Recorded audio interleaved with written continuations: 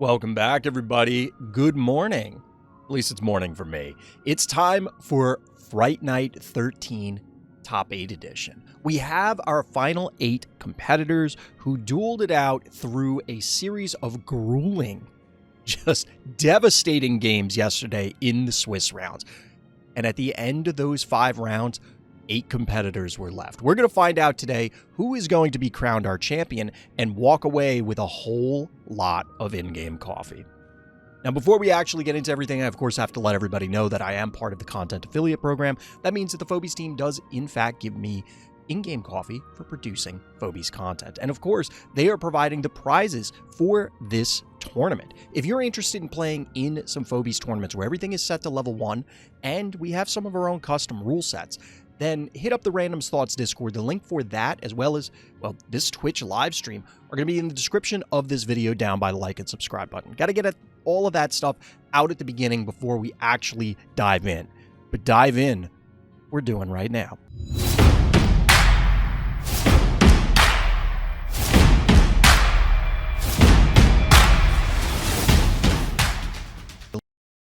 Let's switch gears here, as I'm a little obscured here. We're going to just slide the mic over this way. Hopefully that wasn't too bad. We do have our top 8 right there. We do have some information as to who's playing who. So we have Potenzia versus Nash, although I know it doesn't say Potenzia there. Potenzia is their in-game name. Sisku versus Kuro. Alien Engineer versus Shinra. A. Markand versus Lerat. Or, as most people know them, Master Dark in-game. So, I'm very interested to see how this plays out. We have a lot of big names, both tournament-wise and ladder-wise. Obviously, Alien Engineer is seemingly among the players the favorite. A lot of people are feeling pretty scared about going up against Alien Engineer, but notably, if you look at this bracket that's over here, the way the bracket is structured is that most top 8s do this now. I want to say all games, but obviously I'm sure there are some that do it strangely. The seeding is based on the Swiss rounds. So our number 1 seed was not Alien Engineer. They did, in fact, take an L in the Swiss rounds. So we'll see if that continues to happen or if they're going to be able to pull it out regardless. And we're going to jump in with our first game. This is Kuro versus Sisku. Let's see what these players have in store. I'm going to try and pull up what the bans and picks were here. So the bans from Kuro were Mount Blight and Phasmophobia. The bans from Sisku were Lights Out and Locker Room Funk. Kuro chose Step Right Up. Obviously, Sisku chose to go second on this map, which is kind of unique. I'm curious to see what both players have in store. They're going with fairly standard openers here. They open up with these Gravediggers. A few of the games that we observed yesterday during the Swiss rounds were uniquely different. We didn't see as many Gravediggers. We actually saw Crushmore come in late. We also did not see across the maps. I think there were on this map. Yeah, there was a Repeller on this map. But across the maps as a whole, throughout the games overall, we did not see as many Sentinels. However, looks like that is not going to be the play here. Kuro leaning on the red Sentinel that is Innocuous. A somewhat aggressive push here, getting a chop in here on the Cowbell. This can matter. Because Cowbell's damage output is now enough to actually one-shot this Cowbell. So you could hypothetically go in, snipe their Cowbell, and maybe escape and live. But we're going to get a Innocuous off. Both players they are literally mirroring each other. Same 3 Phobies, split panic points. We'll see what happens here. Keep in mind that there are Phobie bans for this specific event. And I mentioned it last night, but for Monster of the Week and Fright Night going forward, post-balance patch, we are going to skip out on... We're going to skip out on the Phobie bans because we want to test out the balance changes. But for now, most of the players seem very excited to try out this format with some Phobies blanket banned. I'm not a big fan of the idea of allowing people to target ban out of other people's collections. There's a lot of potential issues with that. So the blanket ban is just a cleaner way to handle it. But as we've seen in Monster of the Week events who've been running this format for some time, it does present other challenges where we are disrupting the overall ecosystem of Phobies by introducing these bans. Sliding the mic over here, Chad. Trying to get a little more centered here. So we're back to splitting the panic points. Of course, we have a slight advantage for Koro due to being the aggressor, able to cap this panic point even just briefly. 5,400 health to 5,800. DT, welcome. What's good? Welcome back. Welcome back. So, of course, we're going to see these Sentinels square off, try and snipe. The big question is going to be, are these players going to bank into a much larger Phobie threat? Or are they going to do what Koro's doing right now and try and supplement their forces with smaller, more medium-range Phobies, try and establish board control that way? In this case, I do like the Stabby. It's tanky enough. Of course, if you played Phobies, you played against Stabby, you know all the dangers that it potentially represents. Now, the quick pot shot here is relevant on the Bachelor. Of course, being a dimensional means that the dimensional play is available. And in this case, if Koro decides to be aggressive with their Bachelor, Sisku's Bachelor is going to be able to slap it back and then just reclaim the point, unless Koro can somehow score a hit also on our orange player's Bachelor. Got to try and stay hydrated, chat. I like these bans. I don't want to say it's necessary, but that is a much larger discussion that I've done several videos on. I'm sure people already know my take on it. But regardless, we will be getting changes in the very near future. We will be getting changes in the very near future. At the time of this recording, it's kind of assumed that it's March 5th because the birthday bash stuff has gone out. So a lot of people are making the assumption that that is when we're going to get the balance patch as well as the second anniversary update. I'm very much looking forward to it. Regardless of how you feel about the changes are a-coming. Ooh, so Koro electing to go with the Yoink. Now, here's the big thing. Well, there's a few big things. One, we get a displacement tool on the board. Obviously important. Two, Koro is maxed out. Admittedly, that Bachelor is not long for this world, most likely. So, therefore, you're not quite maxed out, but you are for the time being. 3, Sisku has 9 keys available. There are a lot of big, mean things that could come out. What's it going to be? It's actually going to be the counter spider. I'm telling you, these players are in each other's heads. They have the same game plan. It looks like pretty much the same game plan. I mean, there's a Contortio for a Stabby, which leaves Sisku with 10 keys overall versus the 7 here.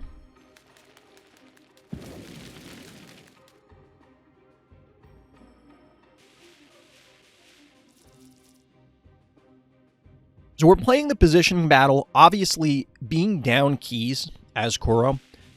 Again, overall, being down keys as well as having this weakened Bachelor presents some challenges. Electing to go aggressive, Koro's looking for the punish play because Sisku clearly has the option to yoink the Stabby, the Gravedigger, the Innocuous is going to be in range. You can clobber a lot of things, but here is the, I don't want to say the unexpected play, but the more nuanced one, we'll call it. The Gravedigger break allows for the Contortio to actually recap the point, but it's split, and it's going to be, we're going to be back into the stalemate. 7 keys to 10 keys. Each player is going to have a slot open, so now it's going to come down to these final Phobies to decide who's going to take this game. When's Fright Night 14? I'm interested in participating. The announcements will go up in my Discord first, and then the devs will make a full announcement once it's ready. So I just want to check real quick on the other games. All right, the other ones look like they are well underway. So we do get the block here from Koro. I like this. The cooldown asymmetry now is absolutely in effect. We just got jump scared by Mildred. Chat, that was a Mildred jump scare. What's happening right now? We actually saw a bunch of Mildred last night when we were watching the Swiss rounds, including on this map. I can't say that it worked out very well for the Mildred player. So maybe Sisku is... I don't remember if it was Sisku, but maybe Sisku watched some of those games and is saying, maybe this isn't quite how I want to go.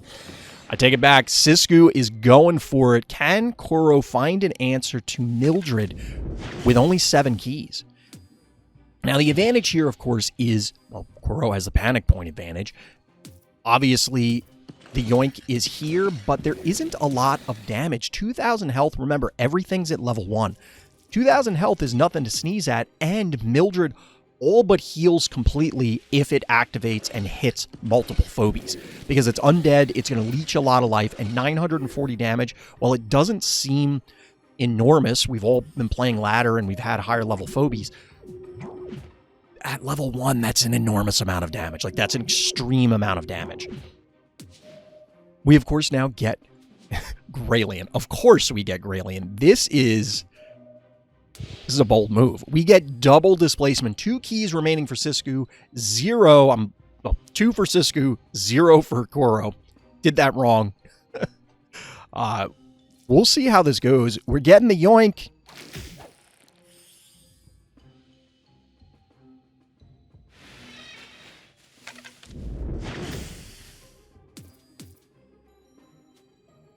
Yeah, it doesn't look like there's enough damage unless Sisku goes for a Mildred play here. This certainly has enough damage. Because of the lava tile, we're going to get a snipe here. The question is, are you willing to trade in your spider? And honestly, I think this is a good play. I don't know how Kuro actually kills the Mildred at this point, truth be told. Like, that's just easy peasy dead innocuous. You can, of course, snipe the spider here. And the positioning from here, presumably, is to ensure that there's less Mildred options. But Graylien does have some decent output. 420 damage, a little bit above standard. 400 is right about mid-range.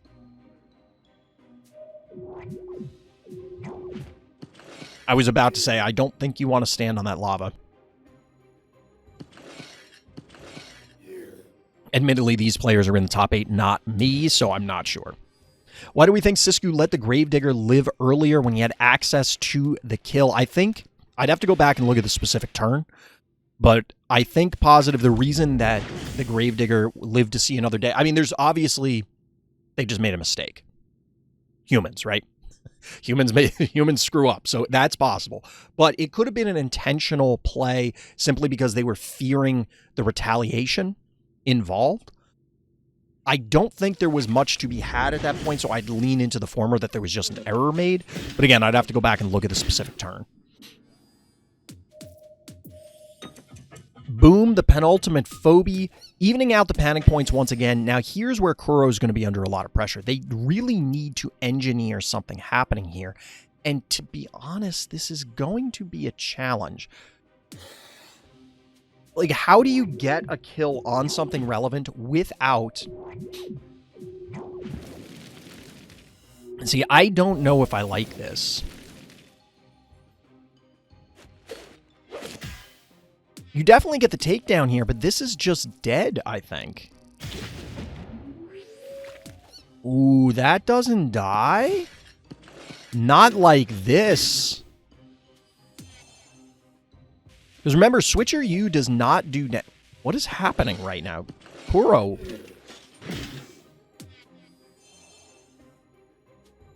Oh, Kuro, you're running out of time.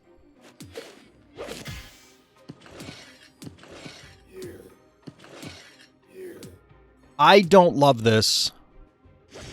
So I'd have to go and count the damage, but I feel like you Switcher U the Mildred in, then you yoink with the spider, you get double hit and possibly double hit. I think that the Mildred ends up in the lava, so you'd only get a single hit from the Gravedigger. But I think this is a dead spider. Gravedigger comes in and chops. You're gonna... Oh, no, you probably need the Gravedigger in order to finish off the Graylien. That's going to be a higher priority. Most likely, anyway. But this is the play that I thought was going to come in maybe a turn or two ago with the Mildred hitting targeting down the statue from the Gravedigger 100 turns ago. But we do, in fact, see a dead spider prioritizing the displacement, leaving the Graylien toe-to-toe with a Mildred who is arguably defenseless right now. You get 1, 2, 3, 4 hits to try and do 2,000 damage. That's 8, 12. It's actually not enough. That's not enough damage to kill this Mildred. It's close, but not quite. So I expect that we're going to see, this may be Kuro's game. This may be Kuro's game, and I think that there were some earlier mistakes, as pointed out by chat. Maybe he should have taken that Gravedigger when they had the opportunity. I think there might have been a better setup with Mildred here, but right now it's Mildred versus the world, and believe it or not, I don't think Mildred's going to be able to pull this off.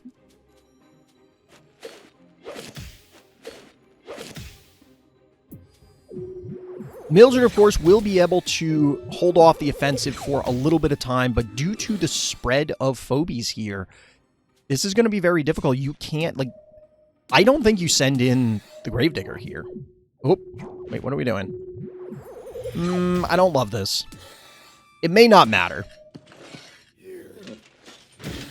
It may realistically not matter, but I think you might have been fine just hitting twice. So 4 times total, 2 with the stabby and then 2 with the Graylien, and then just leave the Gravedigger, because the risk here is that they leech enough life and get some takedowns. But splashing it this way, yeah, you absolutely will not survive hitting that. Well, looks like it's game. It looks like it doesn't matter. Sisku kind of accepting the inevitable here, going out on their own terms with that last Mildred splash. And Graylien closing it out. GG. Game 1 goes to Kuro. Well done. He can Heart Rush. I mean, there were a lot of options there. There were a lot of options. All right, let's take a peek at Nash and Potenzia. Also, in our round of 8, we're getting some Repeller plays out of Potenzia on Eternal Monday. Who could have possibly seen this coming? But we do see Nash dropping the goon. Is Potenzia going to get gooned? Are we going to get gooned here, chat? Let's do it.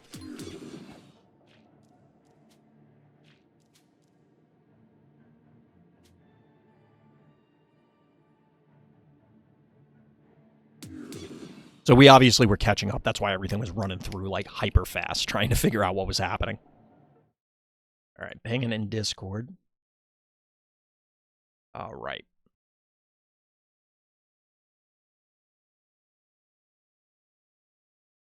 Just making sure the players are good. Yeah, they seem to be all right. This is one of the things that I always say, that a quality of life thing would be to allow for the Phobie sound effects to still happen when the game is not in focus on Steam. Devs, help me out. There's a lot of quality of life things that I personally rated higher than the balance changes, like as quote-unquote necessary. We are getting the signature Repeller targeting play. Maybe not signature, but getting some free damage on the heart, displacing our blue player's stuff. Yeah, Repeller is a very popular pick, especially in light of the Phobie bans, and this is part of why, when we were going over the balance patch, the hot takes that I had the other night, if you haven't watched that video, it is in fact up on YouTube. You can check it out. I'm a little concerned about the nerfs to Boss, because Boss Gonzo does suppress the Sentinels, the Repellers, the Inoculus, the Attractors. And now they no longer have that Predator floating around to try and keep that population in check. So we'll have to see how this plays out, because realistically, those are not bad Phobies to begin with, and their stocks have only gone up. Now, there are obviously a ton of other balance changes, and don't get me wrong, I'm not trying to say that Boss Gonzo needed a buff or something, but balance is a very complicated and delicate thing. It's not simply, oh, we'll just hit this with the hammer and you're fine. There are other things that play into it. But this time, we have Potenzia maxed out at 5 Phobies, one of which being a boom, so they're not really maxed out. Nash, unfortunately, forced to accept some damage on their goon, electing to go double turret into Repeller. I will admit I'm not a fan of this particular game plan. They only had 3 keys available, so what else are they going to do? Offhand, I'm not sure, but I think you would be better off building up a tankier force to try and dive, because you need to go in and you have to kill this repeller. Honestly, even a bank for array chargels to try and soften it up and then poke it down with jar might have been worth it. But instead, we're going to get the goon play to snipe the boom.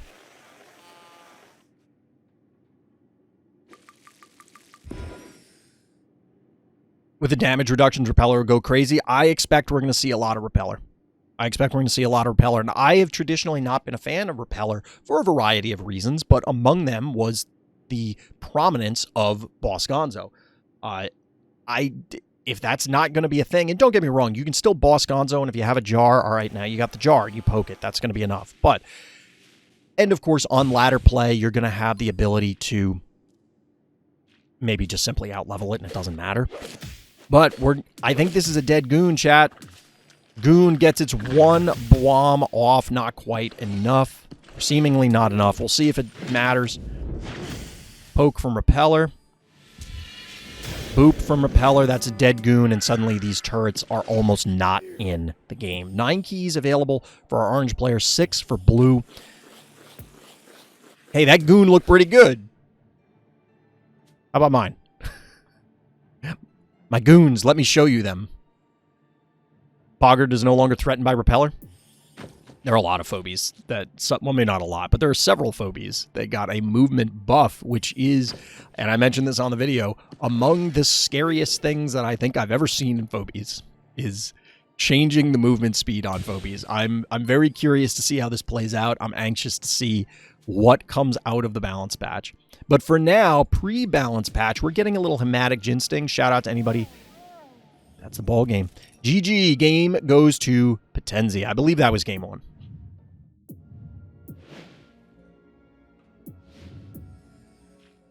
Ooh, we're getting in the thick of it. A brony play. A Markin versus Master Dark.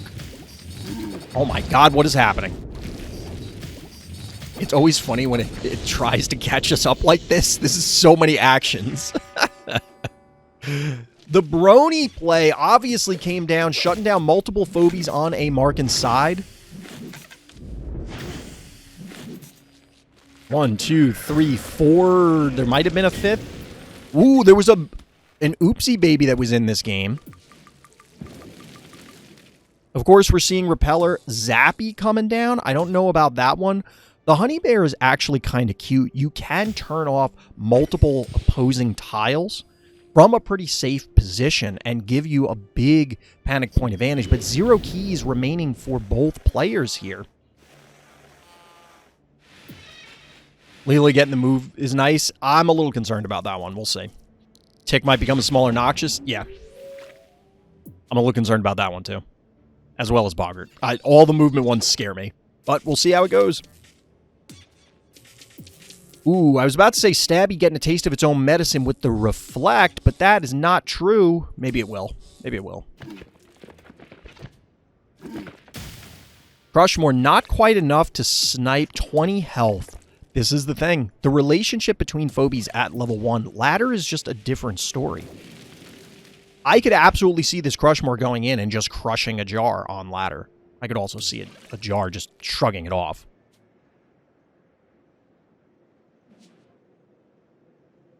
I don't know that I love this positioning from A Markin, but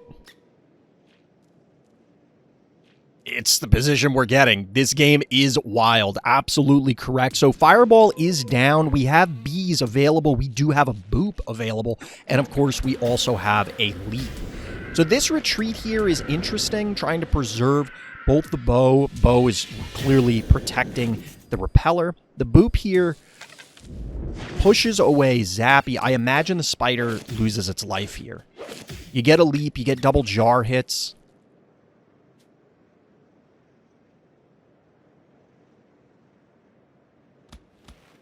Yeah, I have a hard time believing this spider lives. Yep, down goes a spider.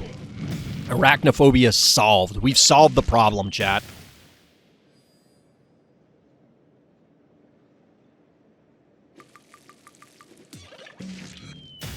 Now, Honey Bear, 300 damage is admittedly kind of low. As we were talking about earlier, 400 is kind of like the par, but it can still represent a threat.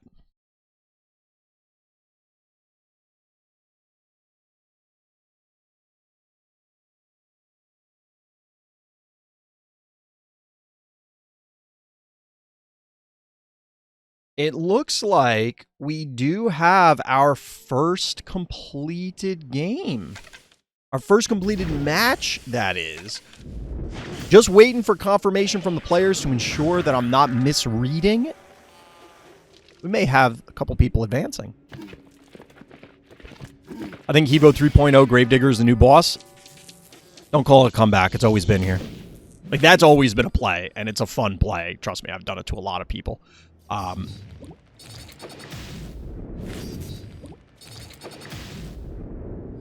Spreading damage from A Markand.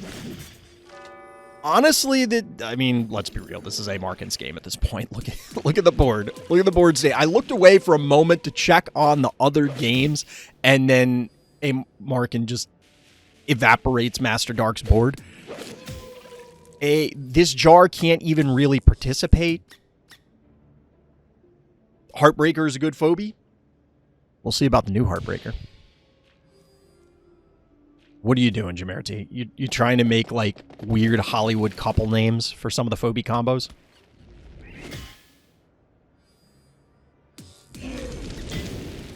Ooh, we're getting cooked Bug Zapper. Not enough to kill it, though. Also, by the way, bye-bye, Jar. Bye-bye. Bye-bye, Jar. I will say, 1,200 damage a turn, though. A Markand does have to, you know, do something here. Admittedly, there isn't a whole lot that has to be done.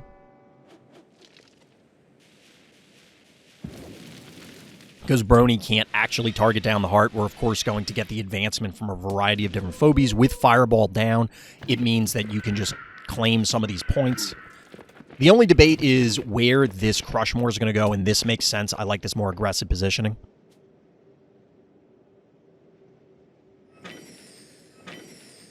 What do I think about adjusting Akira? It would help on small maps, might open up Heartbreaker. Heartbreaker was always an option, and pre-Akira, for a lot of people, it was showing up.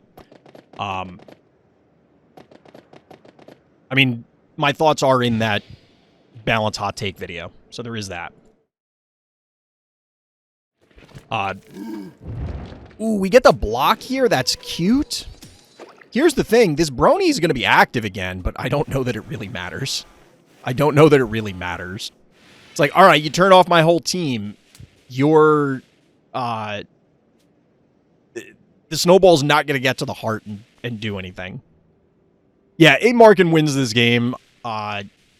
This is something that comes up in other games. Usually ones where there are timed rounds and things like that, that it is worth surrendering sometimes to just move on to the next one, save yourself some mental strain.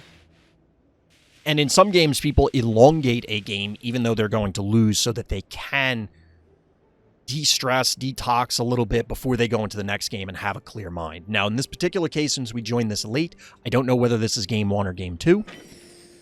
I'd have to dig through chat, but every time I look away, something ridiculous happens. Although at this point, I can't imagine too many ridiculous things happening.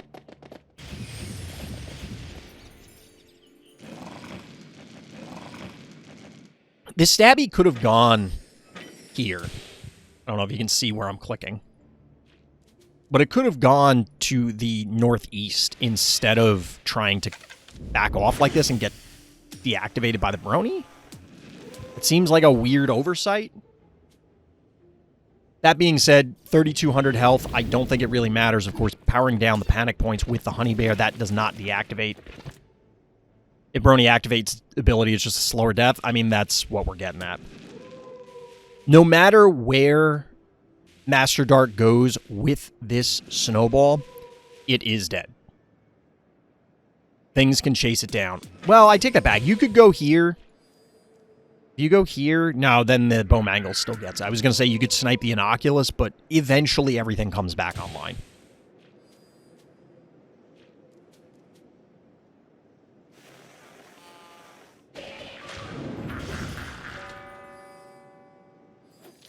Down goes one. Down goes the heart. GG. Game to a Markand.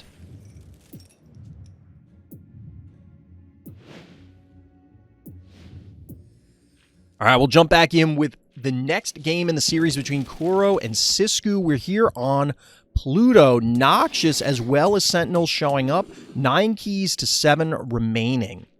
This is a map that a lot of people love to hate. They're not a fan of this map. The challenge is generally the argument against Pluto is that, well, whoever goes first wins, but realistically, we see second player win a lot. So it really comes down to, is it more of a play pattern thing that people don't like the way that this map plays out? So we are going to get the quick pick here onto Kuro's Cassowary. Obviously, Sisku is offering up their own Cassowary for a takedown. The only question really is whether the Innocuous also goes down. With 9 keys in the bank for Sisku, it's a slight advantage over Kuro, and I'd be surprised to see Kuro actually go in and go after this Innocuous. However, getting the Innocuous advantage may be worth sacrificing your Noxious for. The hydrate action, thank you. Got to keep up on it. It looks like we will... Ooh, we are going for it. We're going for it with the Jin Sting instead. What is happening right now? Luffy with the 20 stream streak. Bees! You love to see it. Although, as an emote, I probably need to redo that emote. Like, you can't really tell what it says.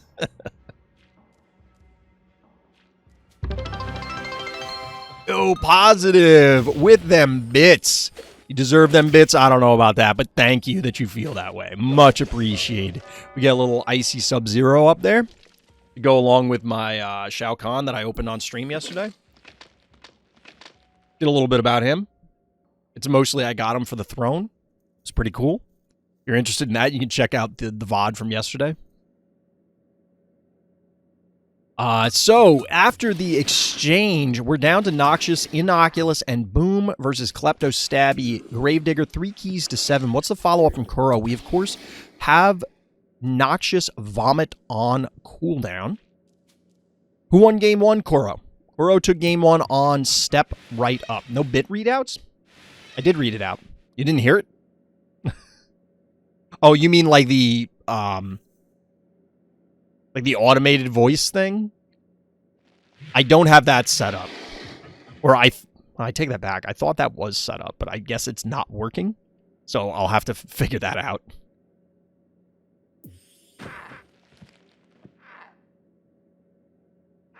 Klepto follow-up from Kuro. This feels like a trap. It's a trap.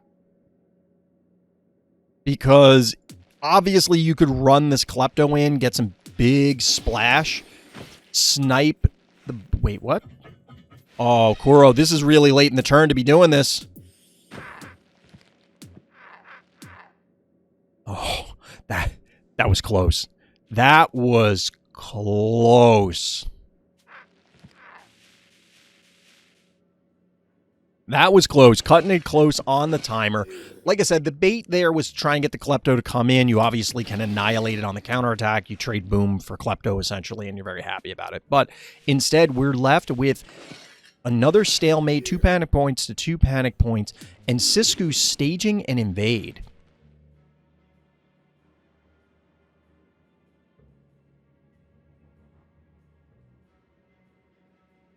Gotta love the Noxious.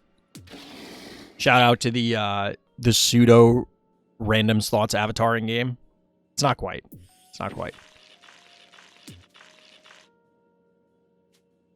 A little creepy action to supplement the forces. We do have to build up this invade. I don't know that there's a good push from Kuro available. But Kuro does still have 1 key in the bank. Could try and make some 1-key trading war type plays. But instead, we're going to get the aggression. Not going for the puke because it's not up. I don't know that I love... I guess this is fine. We snipe the Gravedigger. The boom just feels like it can't be in position for Koro.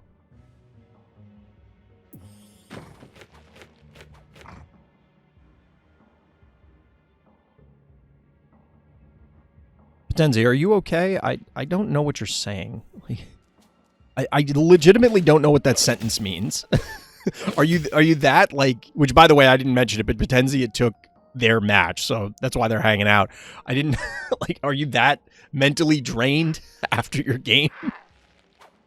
Oh, is this going to kill the boom? Kills the boom.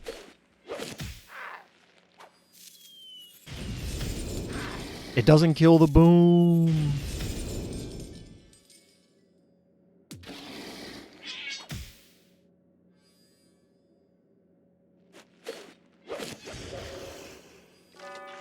Down goes Noxious. We're going to get a stimmed vomit onto the Klepto. It's going to come down to these three Phobies versus these two, most likely.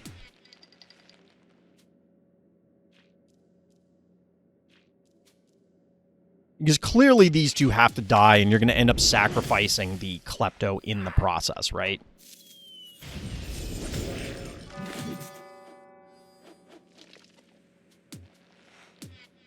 Inoculus is very powerful, but this is going to be a very delicate dance.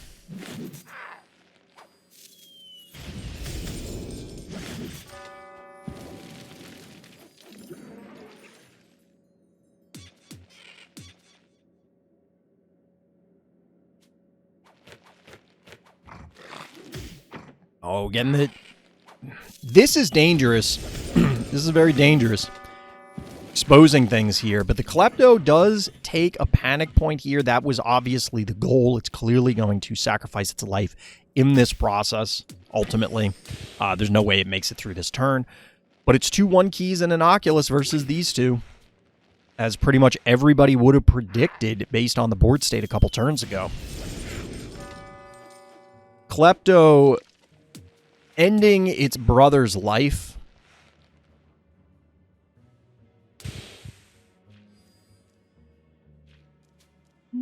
Interesting. How much would this be? This is 700. Yeah, so this retreat makes... Wait.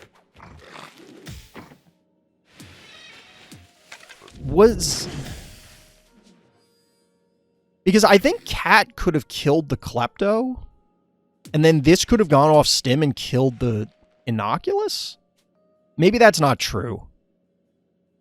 Maybe this Klepto had enough health that wasn't a play that was available.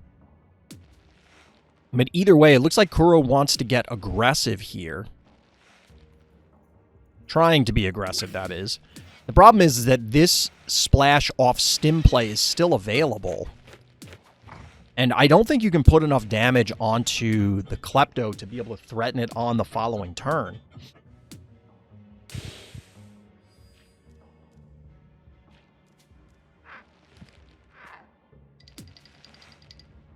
This is going to be tough because now Koro has ceded control of the middle point, and as a result, Sisku's going to be able to threaten anything that ever comes in. The boom can never close, the Inoculus can never walk in.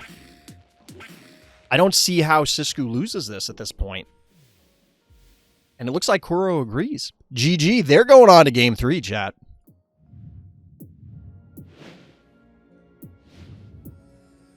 Looking at Master Dark, a marking here on Phasmophobia.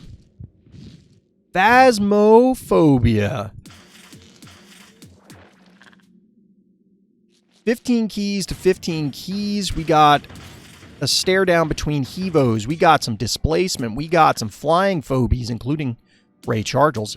And we got a Klepto. Panic point advantage in favor of our blue player. We're looking at 5,600 to 7,800 heart health remaining. Somebody's pinging me in Discord. All right. Just double checking that there isn't something else going on. Just my wife. Shout out to my wife. Every time I check Discord for something, then something insane happens in-game. So we do have results as mentioned. Potenzia takes their match. Alien Engineer takes their match. I will update the bracket after this round, and then we'll see who's going to be in our top 4. We do, of course, have the rubber match going on between Kuro and Sisku. It's a tough lower bracket. The bottom half of the bracket here is pretty rough. We have some killers in that section.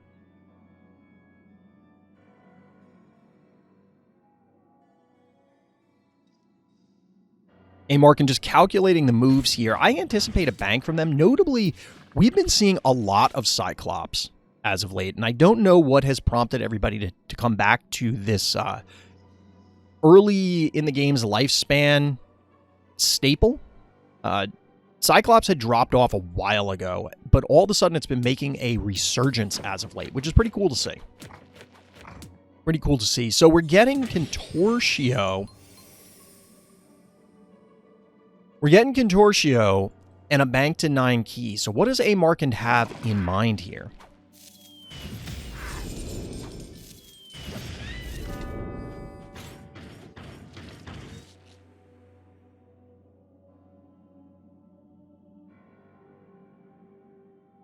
One, two, three, four, five, six. 1, 2, 3, 4, 5, 6. Cowbell coming in to reclaim some points. 4-1 panic point advantage. The pressure is on Master Dark. 5k health, draining away rather quickly thanks to this massive blue panic point advantage.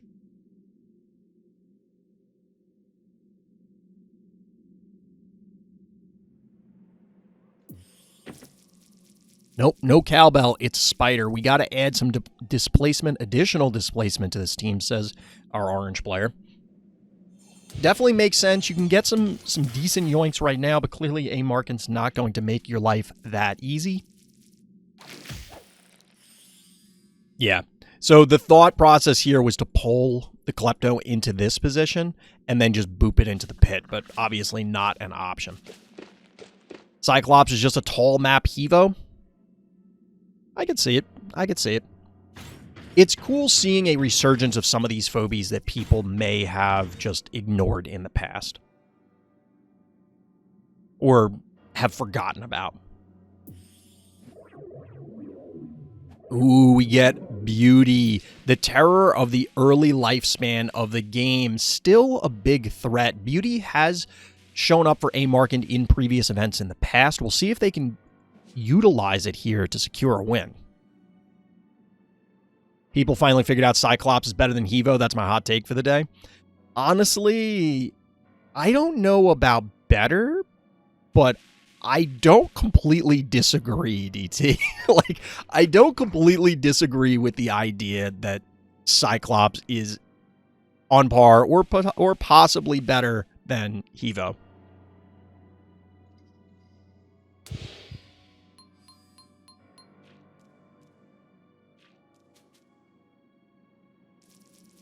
So 1, 2, 3, 4, 5, 6, 7. Maxed out for A-Markin. What is Master Dark's answer with only 5 keys? No Russell available here. At least not yet. Plus, there's a healing spa. Boop. Is that displacement really what you want? I don't feel like it is. I think your Hevo just dies here, right? You yoink, that's 250... 650, we'll say 1,000, even though it's not quite. 13, 18. Actually, it will live. It will live. It will live. Beauty has so much damage, it can put a hurt on you. All right, so we get the snowball coming in, cooking the spider, a delicacy among the stream viewers, as it seems to be. I guess Master Dark was, in fact, fearing the potential Hevo takedown, but I think it was safe. I think it was safe. 400 hits so many breakpoints worth trading 250 health for. And Dimensional, so annoying. If it dies, you're talking about Beauty? Yeah. But remember, it's not, assuming it's Beauty, unless you're talking about Cyclops, in which case, yes.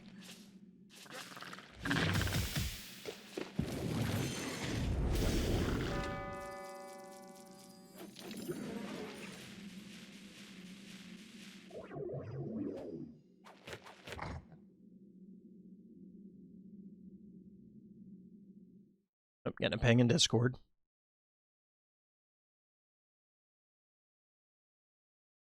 I'll have to answer that later. Hold on, I gotta make a note of that. Unrelated to Phobies. Got multiple projects going on, like I said.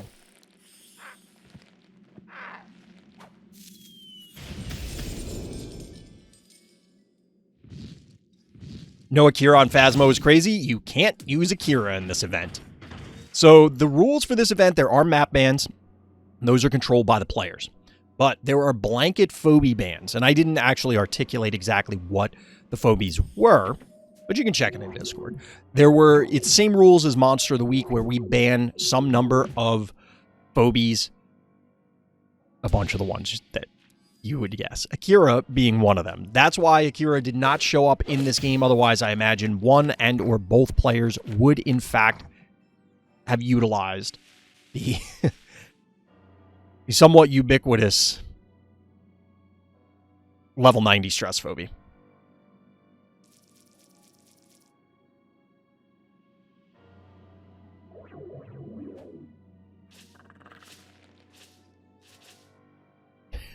People really like the eating spiders comment.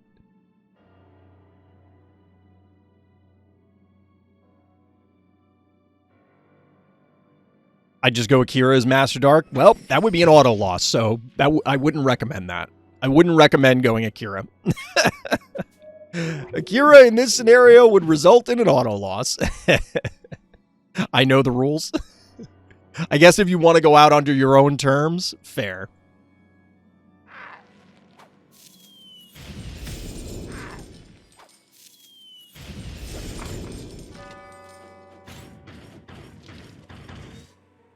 So we get a quick takedown here. Contortia going down 2 keys down versus 4, 6 keys to 3 remaining. Both teams fairly healthy, but you know what's not healthy is this heart. Master Dark, I think, needed to make their push last turn. Or maybe like this turn. I think even a push on this upcoming turn is going to be a little too slow because you're going to have to fight not just their phobies, but also the heart pushing.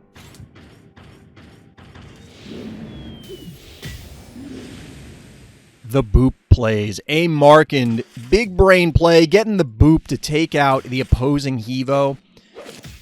This has got to be the writing on the wall. This feels like the writing on the wall in this particular case. There probably will be a counter yoink here to ensure the takedown onto this Hevo.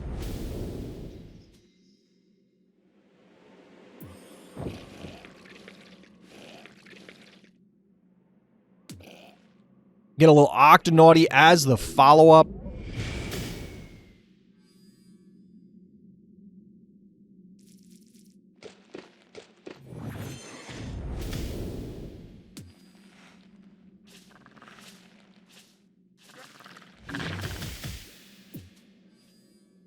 Pressure coming in from A Markin. I mean, look at this. This is not a position you want to be in. It's just not very healthy. I do like this a little bit better from A Markin. You still get the attack here, but it also makes Master Dark's life a little more difficult trying to get some of these yoink takedowns. I think it ultimately will happen anyway, but it prevents just, oops, I yoink the Hevo / spider, whichever it happens to be.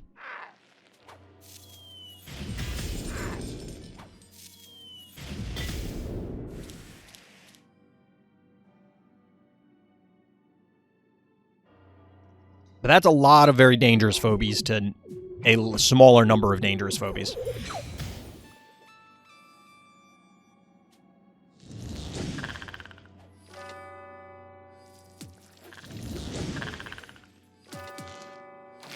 Good heads-up play here, unfortunately. Oh, no. You can see, you can almost feel Master Dark's frustration there. We're like, hey, why didn't this just end up in the pit? I'll be honest, I don't quite understand it, but sure. Get the Jin Sting repositioning to get the better setup, but the yoink is available for Master Dark. We have a second yoink here. Everything's clustered up for the beauty, including for a Blom. I don't think every phobie dies this turn, but Master Dark's heart just might.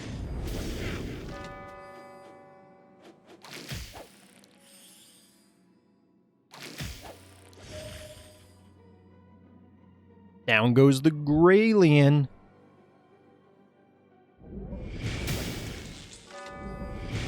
Or we're going to do it this way, sure.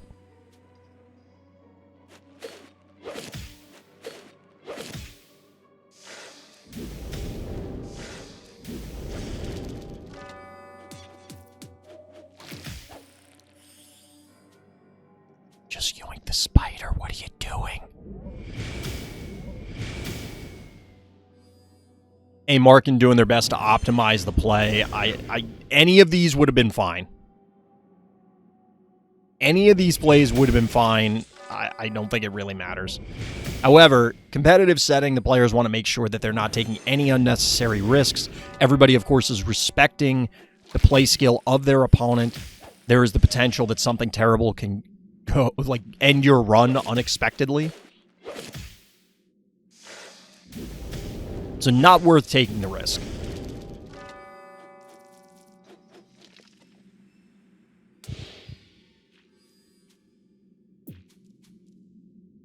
Spider and Ginsting versus the squad.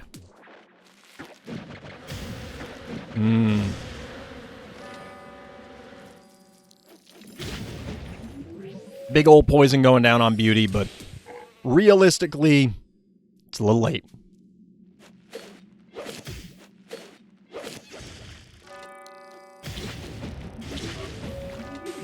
GG, A Markin takes it. Well played. All right, we're actually getting in like right as the game is gonna start. Just waiting for the players to click that ready button. Lights out. Can I turn off all the lights in my room so it fits the theme? I could do that. That would be pretty funny. I could also just do that. I don't know if maybe people prefer that. So this was a Kuro map pick. Potenzia electing to go second. Let's see what the map bans were. Mount Blight and Noughts and Crosses are banned by Kuro. Pluto and Always Watching removed from the pool by Potenzia. So we'll see what happens here, what the players have in store. We haven't seen Lights Out up to this point, or at least not of the games that I've observed. So we'll see what happens, because this is an off-the-maligned map. You don't have the default strategy of a tractor, as Alien Engineer kind of bullied people on ladder with.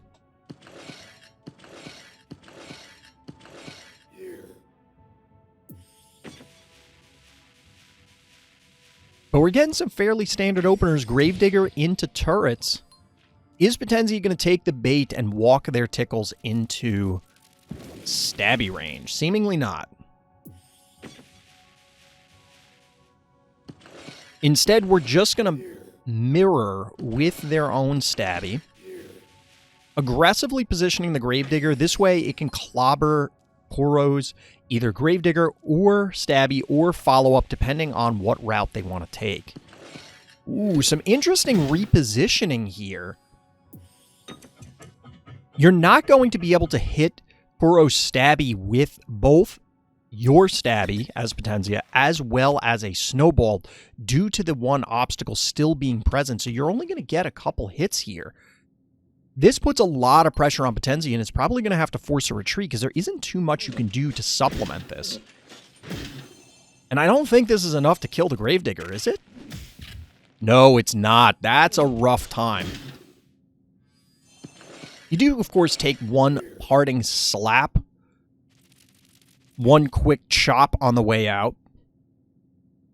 But Boom has actually been making a lot of appearances throughout this event, and this game is no exception. This game is no exception.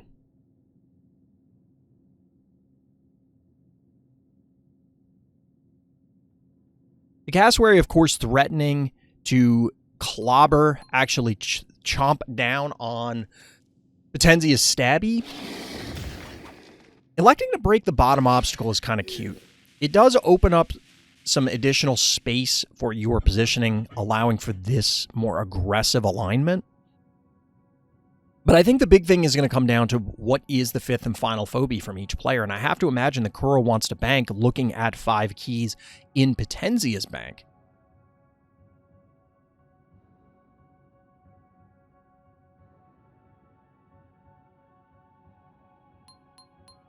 And in fact, the elongated debate does yield a bank to 6.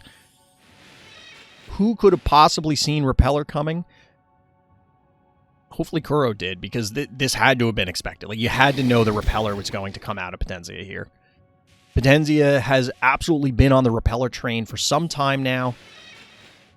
And unfortunately, with the current positioning, you don't have an immediate way to collapse on it. You don't have a really simple way to jump onto this.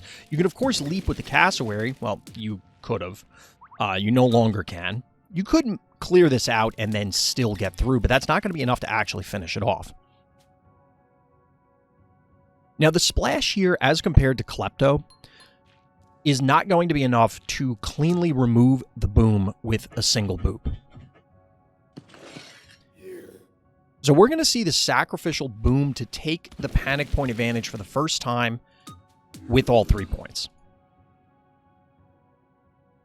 That sentence doesn't really make sense, but you get what I'm saying.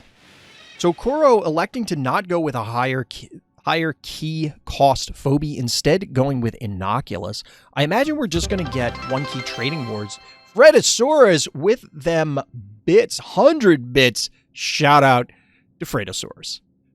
Much appreciated. Much appreciated. People getting up on that bit leaderboard. You can check that out below the stream. Which, by the way, if you're watching this on YouTube, hit up the Twitch live stream. Link for that in the description. How about that segue, chat? How about that segue? Yo, more bits coming in from the Saurus. Welcome.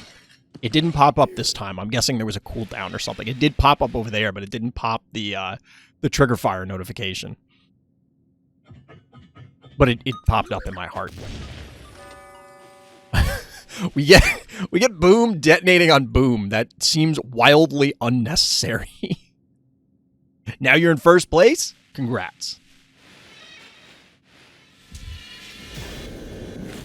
The boop not pushing Stabby onto lava, which clearly Potenzia wanted. Wait, what? Some of these undos are making weird things happen. Huge trade up? Yep. The rare bit sightings? Yep. Bits are kind of rare. Bits are kind of rare, especially for my stream, but much appreciated to all those donators out there. Much appreciated. So Tickle's taking the top panic point, arguably the most adorable phobie in Phobies. Chat, what do you think is the cutest phobie in the game? What is, in your opinion, what is the cutest phobie? In before everybody says glob. Oh, a hype train just started. Honest to God, I think that is the first time that ever happened.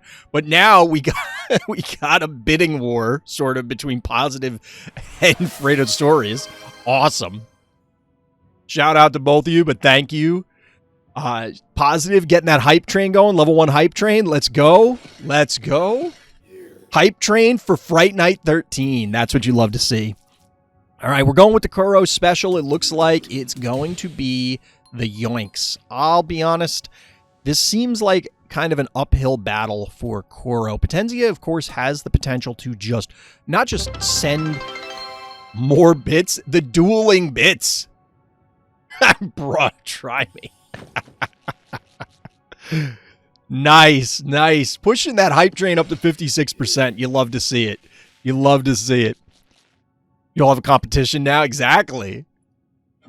So what I was saying is the 6Es are going into Hematic Ginsting. There was the potential that Potenzia could bank even higher, and of course just pop the boom, not just for blowing stuff up. Maybe you just sacrifice it. There were a lot of different options to free up space if needed.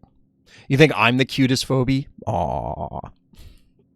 I mean, we got the phobie shirt. I don't know if that makes me a phobie. Wait, I don't know whether I should take that as a compliment or not. Like, if the phobies are all based on phobias, am I a phobia? What am I the phobia of? I don't know if I want the answer to that. I don't know if I want the answer to that.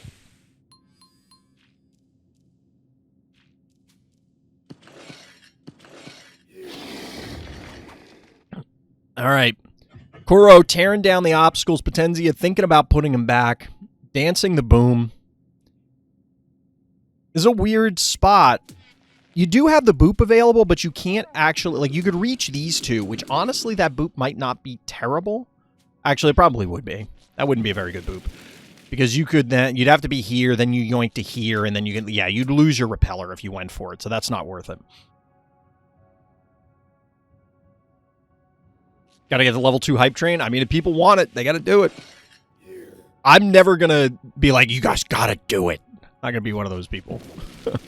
I am appreciative of anything people do, subs, bits, or whatever. Nobody's required to. You can lurk for freezies all you want.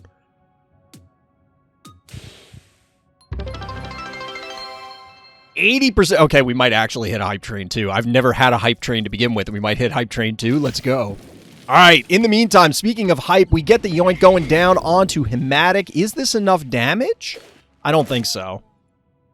Even with the lava, I don't think so, and that's going to result... Ooh, we're getting some repositioning here. Okay. Going to live with 450 health, so then 250 because of lava, which means that even if you stayed there another turn, you still wouldn't die. Well, you would on the third one. Oh, let's go! We got the hype train to the next level. Shout out to Fredosaurus and Sheesh Positive Attitude. Thank you. Much appreciated. The unbelievable try me. Well done. Well done. Hype train at the next level. Shout out to chat.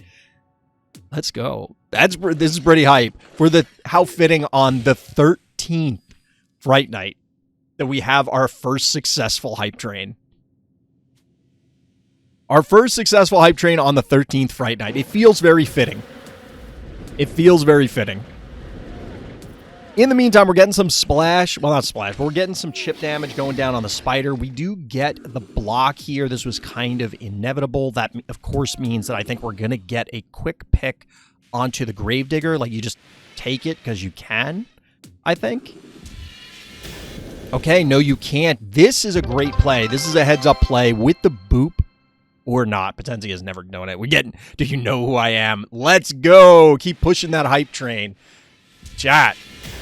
You're making my day here, chat. You're making my day here. Very successful thus far. Speaking of success, it looks like Potenzia is successfully executing this repeller-based strategy. Oh my god, this is now like the background music. This is now the theme song. Everybody's spacing out the bit donations just enough so it just keeps going. Level 3 question mark? Well, I think it's technically... We were on level 0 when it started, and now it's level 1, and now we're pushing to level 2. Based on the way the note of it... As you can tell, I haven't had one of these before, so I don't actually know how it works.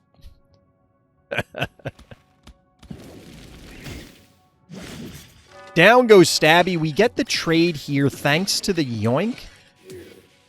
And we're going to get some aggressive positioning from Kuro. I do like the aggressive push. I think I would have liked to have seen the Stabby. No, you can't put the Stabby up here because the boom would have ended your day. But now you're going to lose both of these in the exchange. 6 keys down for 5. But you're going to lose the spider most likely, right? Combination of this and the Gravedigger? Lucky number 13. Exactly, DT. Oh no, Urk, not like this. Down goes the spider, electing to actually put the Jin Sting on the lava, which ultimately would result in less damage. So a heads up play there. The boomer to block off for the repeller. And supplementing with a K9000, this is looking like it's gonna be Potenzia's map. It's a tough spot to be in as Kuro. 5 Phobies to 2, one of which being a heavily damaged Inoculus. Fredo with one more bit to keep things going. Nice.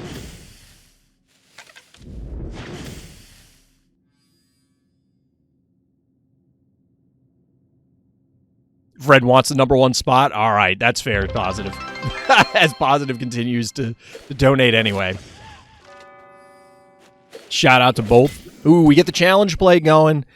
Not quite enough. You're going to need to add a snowball. That is going to be enough to take this down. The bits coming back in. Shout out to chat, keeping the hype train rolling. Bowmangle's the final phobie. Potenzia still with 3 keys. I don't think there's a way for Potenzia to get 2 takedowns this turn, but the Stabby certainly dies. And I'm not sure how you, as Kuro, deal with this Hypnotic Jin Sting. The Panic Point's, of course, poking away at our blue player's heart, but that's not really the concern. Oh, no. Snowball, the final phobie. And that's a kill on Innocuous. That's got to be the ball game, folks. Yeah. I don't want to call it... I don't want to call it too early, but, big oof. Big oof. Oh, man. Oh, shoulder. I was doing okay for a little while with my shoulder, but now it's back to hurting again.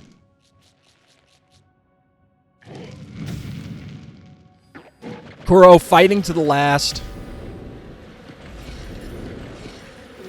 Hype Train success. Level 1 Hype Train. Apparently we get an emote for that, chat.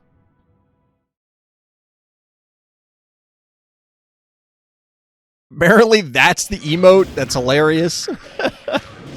Shout out to everybody donating bits. And for everybody out there watching Fright Night.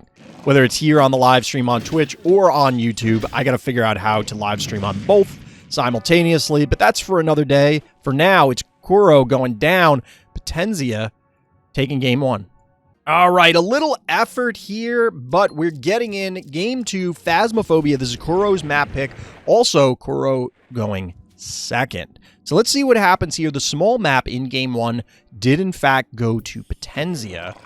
And we're going to get the signature werewolf opener from Potenzia here to lead off on game 2. So, as mentioned, in between the other games...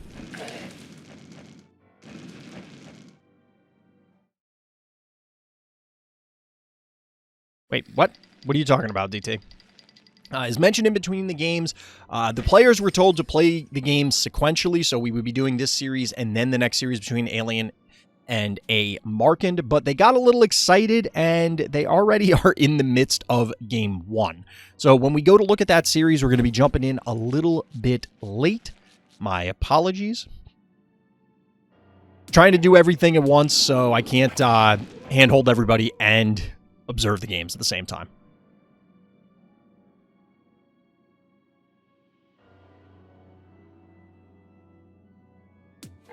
So we are getting, like I said, the now signature Potenzia opener, bullying people with Werewolf. The counterpart, Good Boy, showing up for Kuro, trying to stabilize here, but this Werewolf is going to get big and hangry very, very soon. Recapping the mid here, this is kind of a bold move to a degree. I get it because it is going to force Potenzia to make a choice. Do you want to cap this bottom point or do you want to recap the mid? This is also interesting because I think when this transforms, you can probably just collapse and kill the snowball relatively safely. Like, you're going to take a beating here, but you have 1,500 health.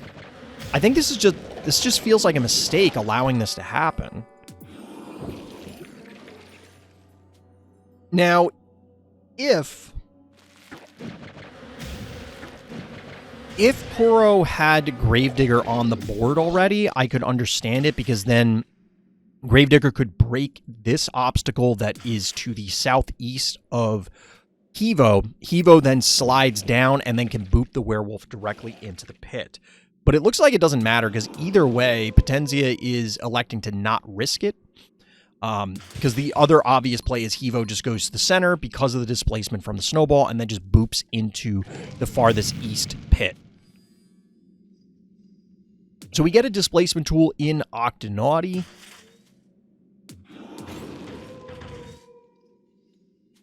You're not going to burn the boop now, are you? That feels a little early.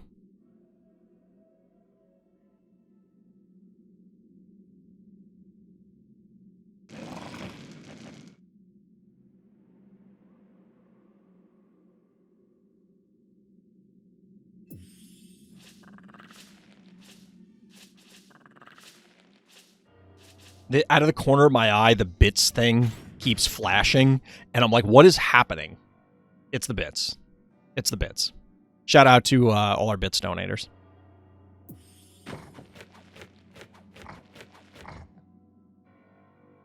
All right, get a little Contortio to follow up. Looks like Kuro wants to try and bank, utilizing this Tooth Fairy on the big retreat here, trying to get away, put distance between themselves and this werewolf. I have to imagine that this is just going to back cap one of these points, namely the bottom one, and then probably retreat onto the healing spot to get back to full strength. In the meantime, Potentia with 5 keys, adding a Tooth Fairy of their own in order to continue the pressure onto Kuro. The panic points do favor our orange player, at least for the time being, and realistically, this Contortio can cap the top, opening up a 3-1 panic point advantage. The early pressure going on to the blue player's heart. Interestingly enough, we're getting a Boomer here. Boomer, of course, among the more popular 1 keys, it's not going to be able to directly interact, but it will allow for some slight protection against boops from Hevo, as well as, of course, cap points. Never mind. As I'm busy extolling the virtues of Boomer. Not gonna happen. Got a little Bachelor action. Shout out to all of our Giraffe Bachelor fans. Potentia leaving it at that 2-1 panic point advantage. Looks like we're going to get a big old boop going down. This will prevent a little bit of damage. You can get the yoink, pull the Hevo to say here. I believe it'll end up there. Nope, we're going to get the body block onto the Octonauty. And it looks like Kuro's trying to set up the same play, the potential Hevo. No, you can't do it. Yeah, I don't know about this. So the issue here is, since the boop has already been burned, you can no longer threaten the dimensional displacement into Hevo boop auto kill. So instead, we're going to cook the werewolf, which should be transforming this turn. Then we get a little boom to supplement. 2, 3, 4, 5, 6. 6 Phobies. We're still not approaching... Well, we're approaching, but we're not at maximum for either player. We do get the power down here. Of course, this is going to have to beat feet. Ooh, a dead Tooth Fairy. That was, like... Potentia was going for that immediately. Just didn't even consider a different play, different line.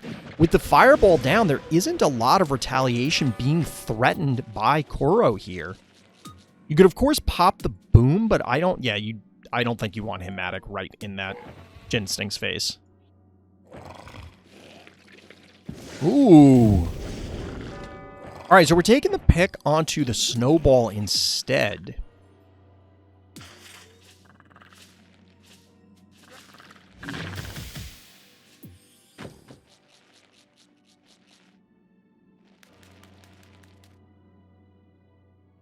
This is an interesting line.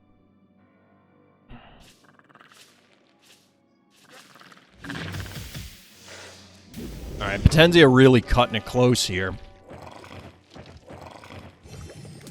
This is a much more defensive play. The very first one, I guess, was the riskiest. I just don't know. I got to see it laid out again. I don't know that there was a really strong punish for Kuro in that scenario. We got one more bit from Fredosaurus. Thank you. Much appreciated.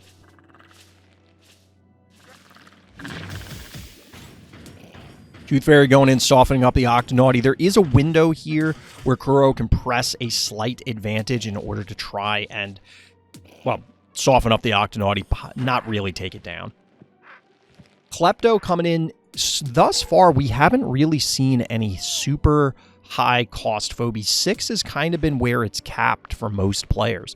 Nobody's really interested. I mean, okay, we have the Hevo on board, but like, all right, whatever. We haven't really seen the 8 and 9 keys, I guess, is the big thing. Throughout the event, not just through top 8.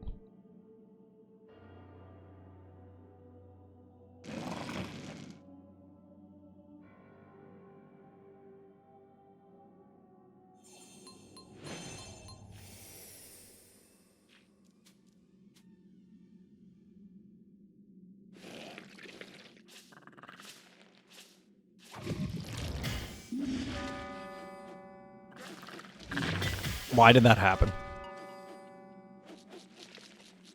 I don't think there's any world in which you wanted to. I feel like Kuro just made an error there and misjudged the cooldowns.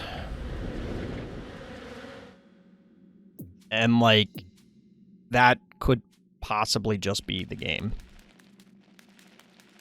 That could quite possibly just be the ball game right there. You're getting additional follow-up in the Noxious. I like this from Potenzia. You have an advantage. Press the advantage. Your opponent seemingly blundered. I just...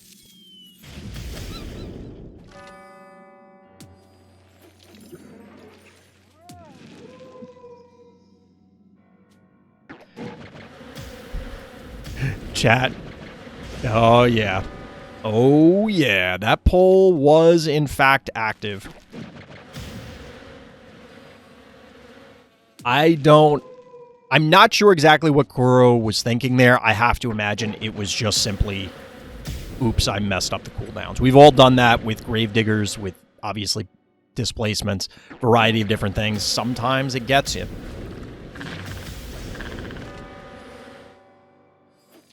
Challenge play coming in. This might be a dead Octonauty. I think this is, because this should still have an attack, right?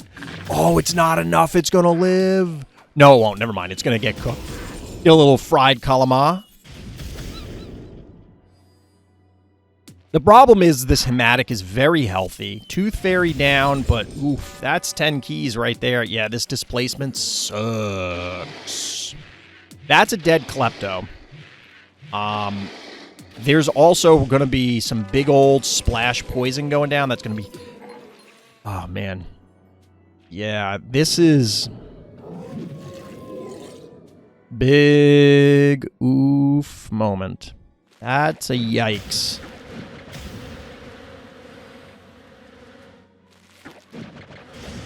That's the way Phobies is, chat. Sometimes it all hinges on a single play.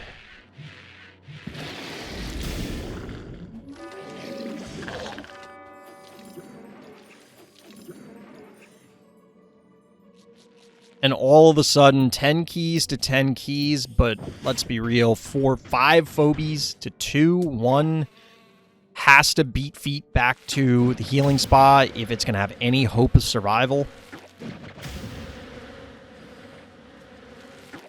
It's not impossible for Kuro to pull this back. It's not impossible, but it is not likely. And I don't like calling stuff early, but I mean, that Hevo loss was just brutal. It was brutal.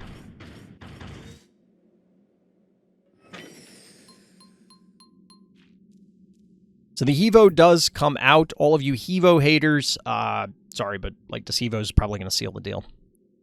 Kuro going into the tank here. Got to think carefully about this move. Everything's super spread out, so there isn't even a nasty Noxious play that can come in. Jin Sting, like I said, getting the hell out of dodge. Got to cure that poison, heal up a little bit. I think just looking at the vaults like this kind of tells the tale. I don't think I need to say anything else. There really isn't much to be said. Kuro definitely going to fight valiantly, but yeah.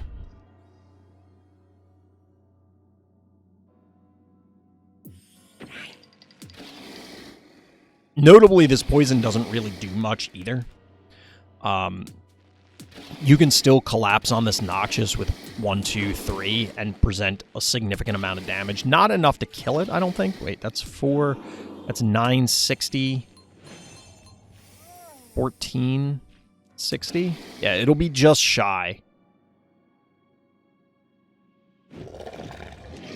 But it might be worth going for it anyway. The alternative is you just run this away, heal it up, it's out of the fight for a little while, but as our blue player, there isn't really a threat to you in any meaningful capacity. You don't have a panic point advantage, so you're not advancing your win condition, at least on that front. But overall, what... I don't know, Chad, I'll put it up to you. What would you even do in Koro's position here?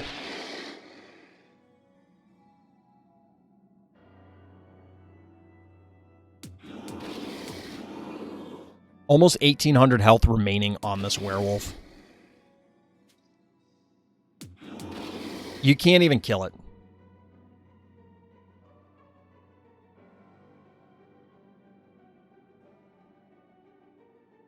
I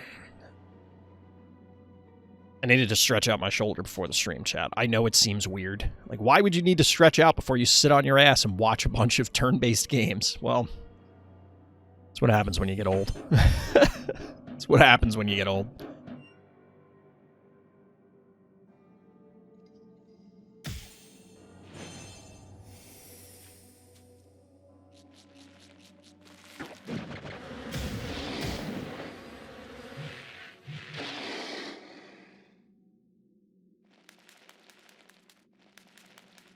Werewolf has some skinny legs, chat. For how big its upper body is, Werewolf looks like it skips leg day. You can't skip leg day, chat.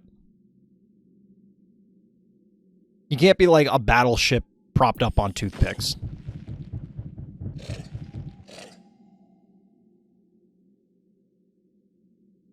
Tenzia backing off could pressure the heart. It is possible. Yo, Slammerhead. People were just talking about this the other day. Somebody commented on one of my videos. I think the Balance Patch video about Slammerhead. Is Slammerhead the answer here? I mean, honestly, I think Hail Mary plays are what Koro needs to go for. You're not going to win a traditional attrition game in this scenario. You have to go for something super splashy to try and take the game, because otherwise your opponent is just going to body you with more and better stuff. So you have to go for, hey, I'll just randomly boop a bunch of your guys to death and pray. Hope that your opponent makes an error. Is that the likely scenario? Certainly not. But you take what's available. Oh my god. Why did you do it this way? I guess this prevents the kill and then recap.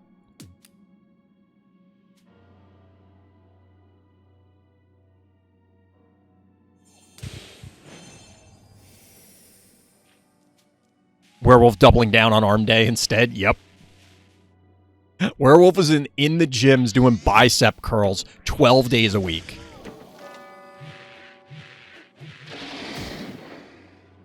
Slammer is never the answer. I don't know about that. I don't know that I agree with that. Here, I mean, let's be real. I don't think it's going to matter.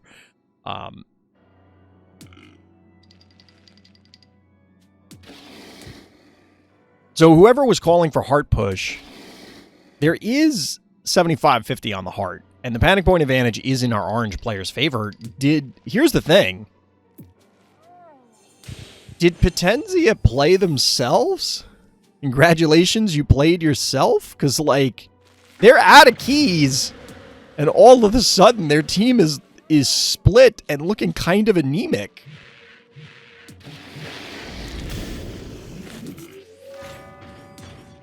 Or maybe it doesn't matter. Maybe it doesn't matter.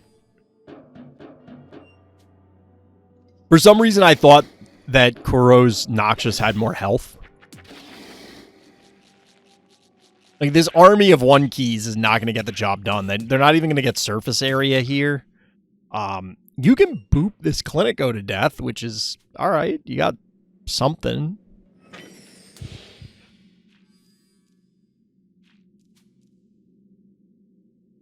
But you can't kill the Noxious here. So I'm fairly certain you cannot.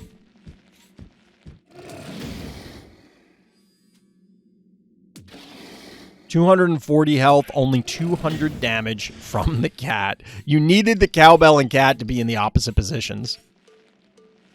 I guess you can do it this way.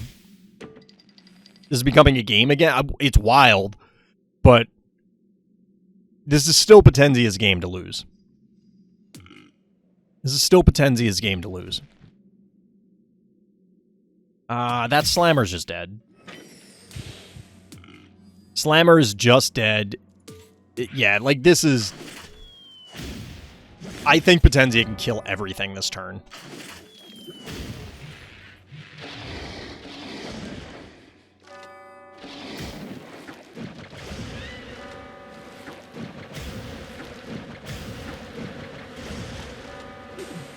GG. Well played.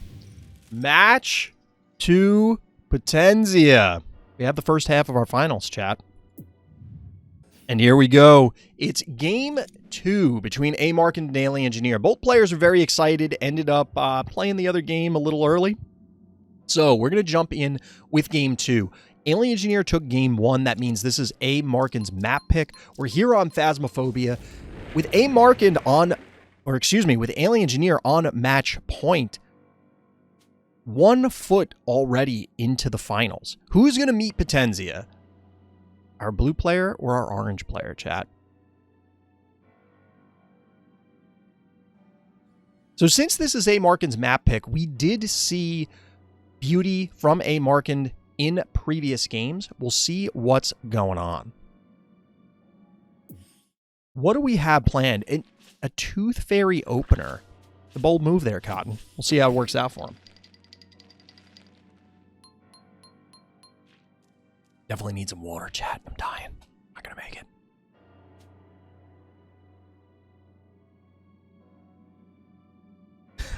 All right, well, thanks for hanging out. GG to all the competitors.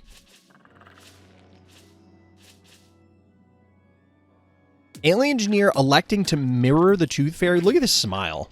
Look at that smile. Face only a mother could love.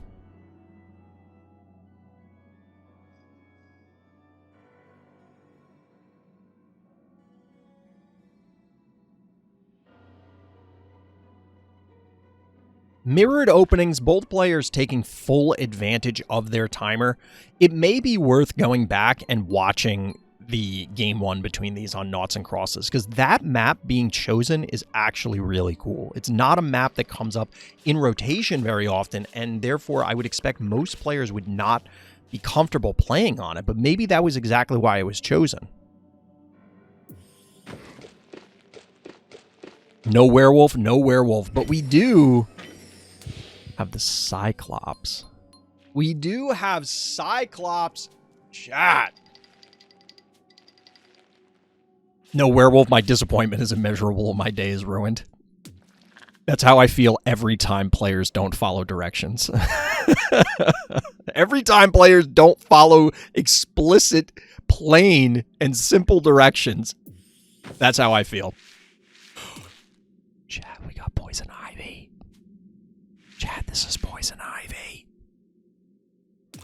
This is not something that we've seen in a while. Shout out to all my Poison Ivy enjoyers. If you actually enjoy having Poison Ivy, that's weird. But to each their own, I guess.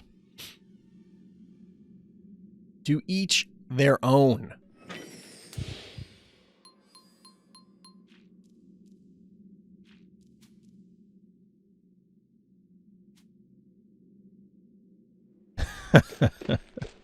Chat being very silly. All right. Okay, timeout. Like, I'm looking at I want to make sure that the players, like, they're not trolling here. What is happening? The mirrored Poison Ivy? I have to admit, when Phasmophobia was chosen and these two players were squaring off, I did not have Poison Ivy on my bingo card, chat. What about you? Chat, did you predict Poison Ivy as the game plan here?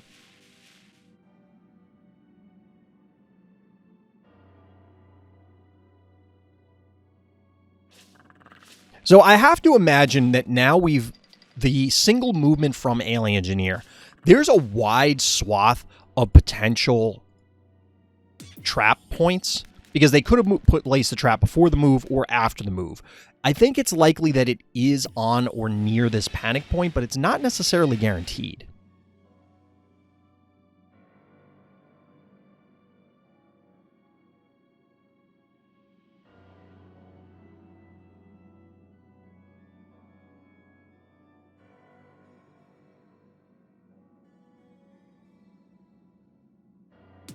So the follow-up here from Alien Engineer is Innocuous. Finally, no metagame. There's always a metagame. That's the thing, is that people like to, and this is true for every game, people like to crap on, oh, well, you're just playing meta stuff. But the goal of a game is to win. And there are things, just by the way games are designed, are going to be better than others. Ivy is meta? It can be. I don't think it's... Like, Ivy is a reasonable phobie. I don't think I would call it meta. To me, if you're calling a phobie meta, it needs to show up in virtually every game. And I don't think that Ivy even remotely approaches that.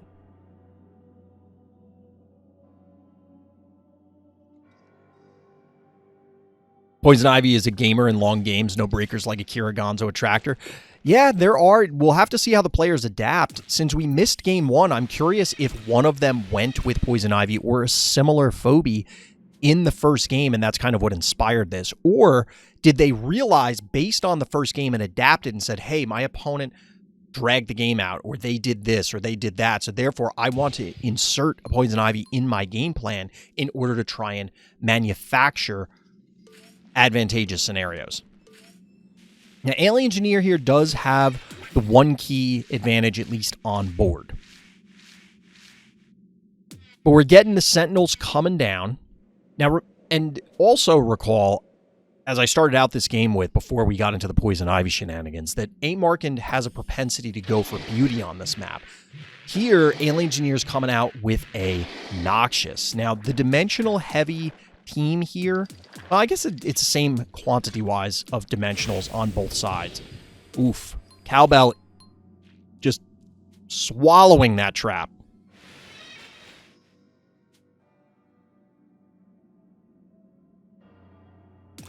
Honestly, the Poison Ivy is really cool. And as chat's pointing out, there are other players on ladder. I believe Lemon West is the correct one that do utilize Poison Ivy pretty regularly, or did at one point. I don't know if they still do. Poison Ivy is absolutely a reasonable phobie. It's just very unique in this scenario that to have it show up. 6 phobies for our blue player, 7 for our orange player. Panic point advantage, and again, the one key trading war is going to favor our orange player as they swap back and forth. Since the trap was here and was already eaten by the cowbell, this aggressive push definitely makes sense. I believe this is a turn where Alien Engineer's Poison Ivy should be active, and that means that, yeah, we're going to get an aggressively placed trap, and bad things are going to happen to Amarkand here. Additionally, because Amarkand doesn't have the extra one key, this aggressive push means that at worst, you're going to end up with parity. It'll be a 2-2 panic point setup, as opposed to what could have potentially been a much larger one.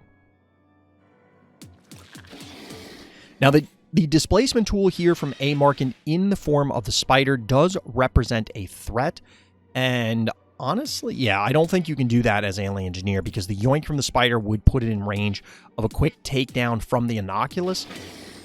It is possible, because you'd be here. Wait, you would be here. 1, 2, 3. The spider probably dies. Spider probably dies. Poison Ivy is the most efficient trapper. I would probably agree. I personally feel that Poison Ivy is underutilized. Now, I don't have it, so I can't speak to it. from a complete authority, but it definitely feels underutilized. A-Mark and no beauty for now, putting their faith in Hevo, and this cluster here is going to have to retreat. The interesting thing is not sacrificing the cat. Okay, never mind. We are sacrificing the cat.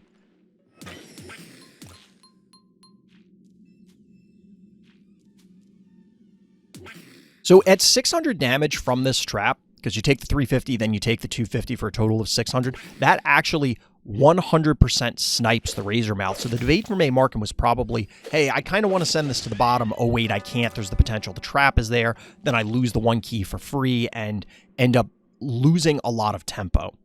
But A-Markin is down to 10 keys, while Alien Engineer has 20. Alien Engineer has as many keys available as A-Markin has total remaining. This is a super scary position to be in. This is what Alien Engineer does to people. Now, admittedly, A-Markin only has lost 1 key, the single cat, whereas Alien Engineer has lost 2, technically, well, realistically, twice as many keys. But a lot of it is caught up in this investment on the board, and it does not feel that what A-Markin has is such an overwhelming force that they can just dominate Alien Engineer's position. Notably, if for no other reason than the Poison Ivy. Laying down traps everywhere. There's probably 3 traps unaccounted for from Alien Engineer. At least 1 down here by the southern panic point, 1 that could potentially be up here by the northern panic point or in the middle, and then another one that's probably in the middle. Alien Engineer playing it very patiently, bringing out a little bachelor action. That Ivy can put some crazy traps forward right now. Yeah, I mean, the Ivy is a huge threat here. I like the thought here, but obviously not going to connect in the way you need to, so I don't think this is worth it. It's going to take a couple turns of repositioning in order for A-Markin to get there, and you do have a little bit of time. Maybe more than a little. You got 7,600 health on the heart. You are going to be down 3 to 1 panic points. Obviously, this Bachelor is going to come in unless you were able to sneak yet another trap onto the center panic point, which I don't think there was time to do. This is pretty aggressive. However, there isn't a ton that Alien Engineer can do to punish it because you have to reposition. So you get 1 hit here, 1 hit here, 1 hit here, 1 hit here, and then maybe a snowball. 1, 2, 3, 4, 5, 6. So you can only get 1 more phobie. It's not unreasonable to go for that. But at the end of the day, not going to this, I question this. I question this. The reason being is there's at least 1 trap down here.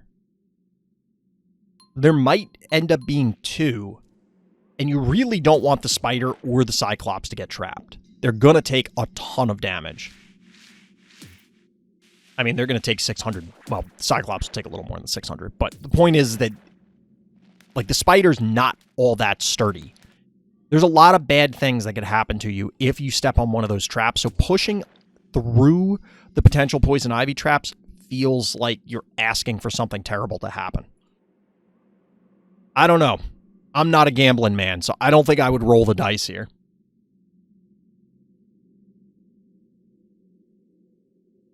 19 keys remaining. The previously mentioned 3 to 1 panic point advantage coming in.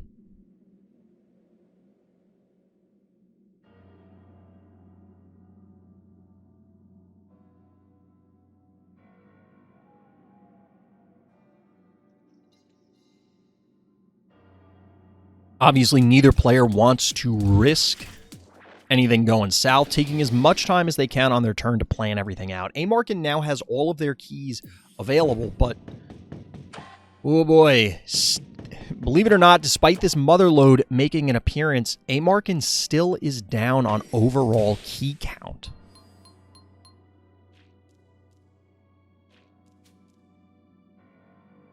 This is a lot of very dangerous things on Alien Engineer's side, and as I mentioned earlier, this is what Alien Engineer does to people. It is very difficult to come back when you're down a bunch of keys.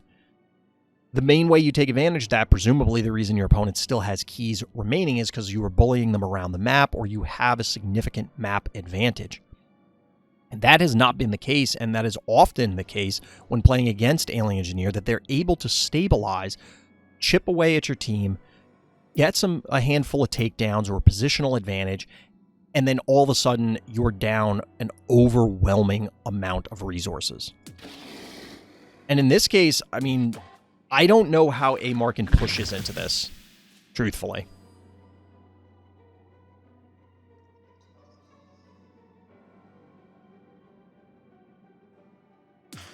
I like Alien's position, but no displacement versus 2 displacement is tough. While I would generally agree, Alien Engineer's not offering up anything significant here. The Motherlode and Inoculus are still in the north. There are 2 flyers. There's basically no way to get at the Poison Ivy. And the Stabby's positioned such that it's not going to die to displacement. The displacement, of course, makes Alien Engineer's life more complicated, but with the traps down here that there are... Uh-oh. Uh-oh.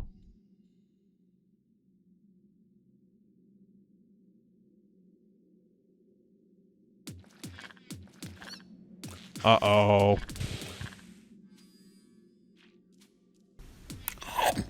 I don't know if A. Markin disconnected or if they really did just think too long.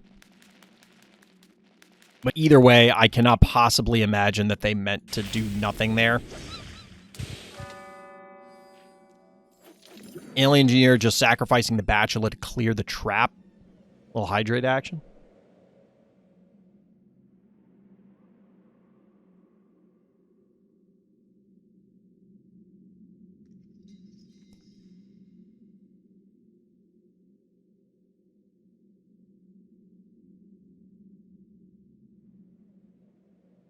I don't know if if A. Markin is thinking this much or they actually disconnected. Stabby can die. I mean, it can. But are you not just going to get punished super hard? I imagine there's a trap here or here or here because of the earlier Poison Ivy positionings. And even then, I don't know that that gets you much. It's certainly better than just dying, right?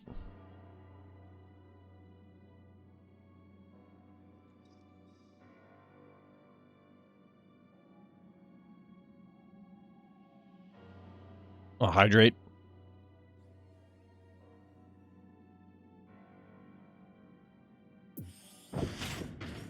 A. Markin not actually disconnected.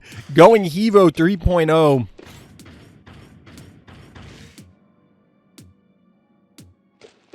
Gotta do what you gotta do, and this is the Hail Mary play. I like the rotation to the north. I think I would rather have had Hevo where Poison Ivy is. But you do kind of need to make a push at this point. Unfortunately, with only 1 key left, there is the healing spa, but much of the damage you're going to take is going to be permanent. No potential for, say, a Clinico or anything like that. I'm not really a huge fan of the Hevo into Motherlode. I don't think that does much.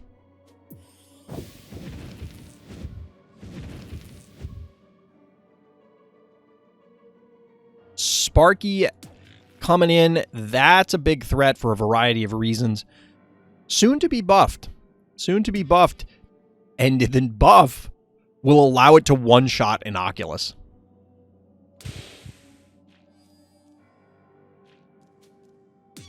So chat's debating whether the Stabby play would go down. Of course, Stabby 1450, 390, Cyclops with 400, and 250 on the Spider. You would have got 2 hits from the Cyclops, 1 from the Hevo, and the pull from the Spider. So feel free to do the math.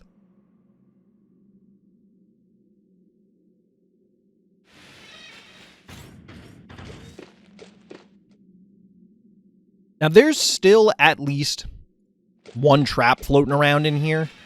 There's the potential there's a trap up here as well.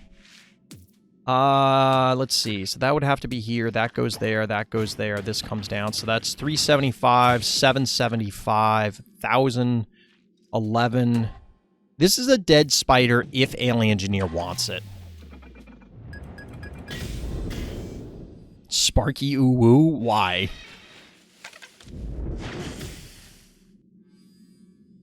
Yeah, so this is a dead spider. However, it would result in some big splash retaliation, but I think that Alien Engineer may be able to take that fight anyway. It's not guaranteed.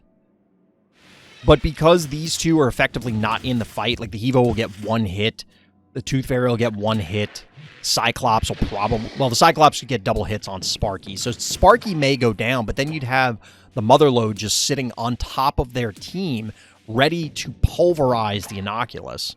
Actually, I take it back. The Hevo, we get 2 hits on Motherlode, but I don't know that that matters.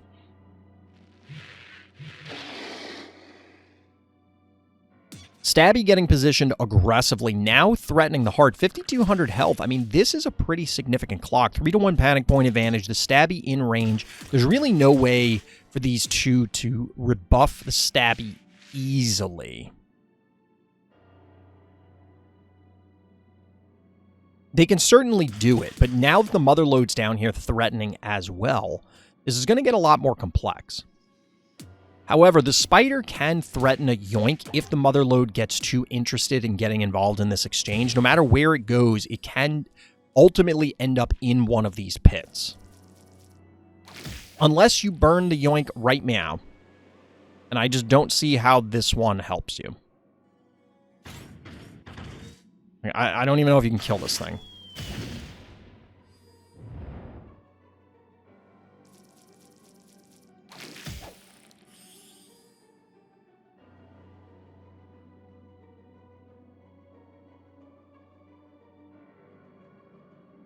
I don't like any of those pulls. I don't think now is the time for it. I think you're better off retaining the threat. That Hevo position is okay, I guess, because while it could take the beating of a lifetime here, I don't see how they kill it. Which is all you really care about, even if there's a trap there.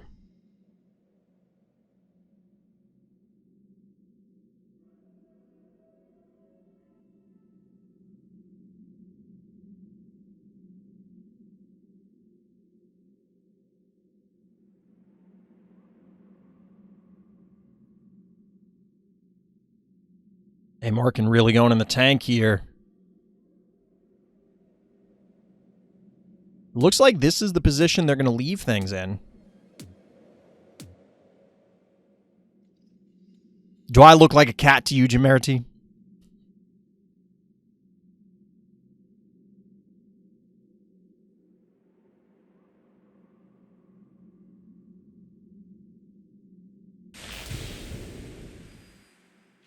Wait, did a trap just go off?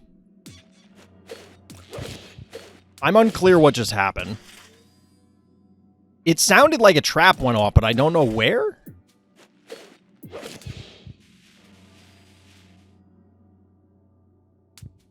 A marking down to 40-25, at least at the moment.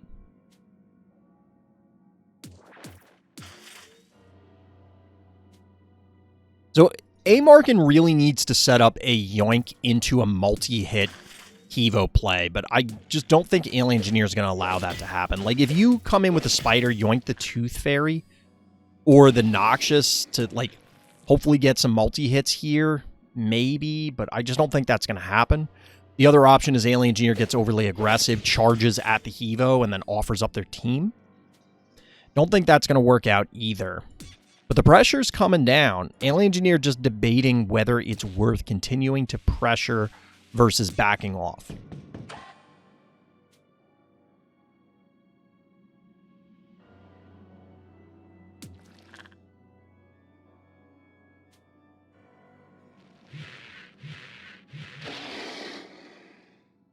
And to be honest, there is a world in which Alien Engineer can just dive heart at this point, and I don't know if A-Marking can completely repel it.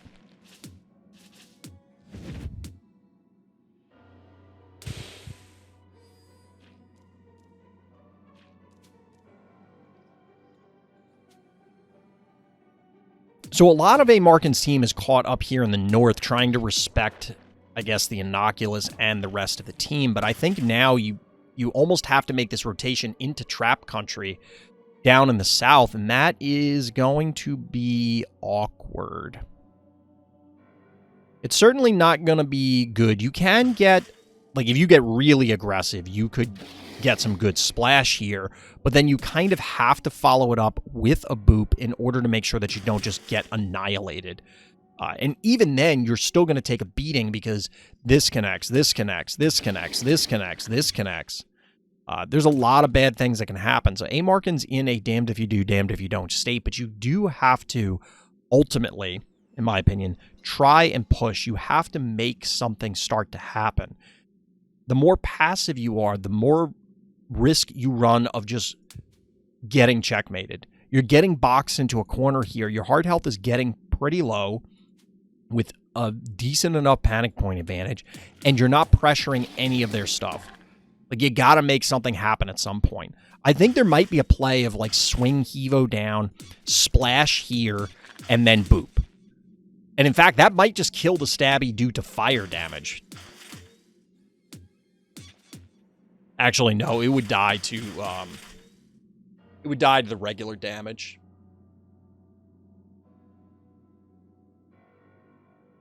But A. Markin taking, I don't want to say taking another turn off, but definitely playing it super pat. Nope. We get a resignation. GG. Alien Engineer taking the series 2-0. Oh no! I didn't switch scenes. Not like this. No one knew what the hell was happening. Nobody knows. I guess I could redo the intro now. So we have in the blue trunks Potenzia, and in the orange trunks Alien Engineer. Game 1 of the finals here for Fright Night number 13. I'll just edit out that first part. Whoops. So we're getting a late start, at least as far as everybody on the YouTube video is going to know, because I forgot to switch the scenes.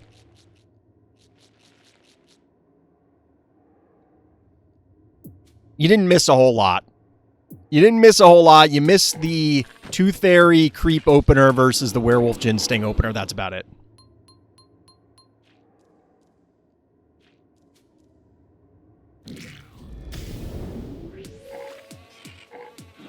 So the aggressive alignment here from Potenzia definitely makes sense.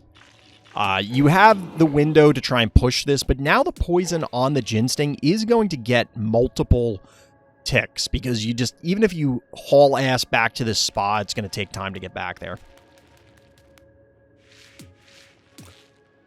But the Poison Ivy is reappearing. This seems to now be an Alien Engineer staple, maybe on every large map. I'd be curious if this appeared in their Game 1 match, or Game 1 of their match, rather, against A. Markin.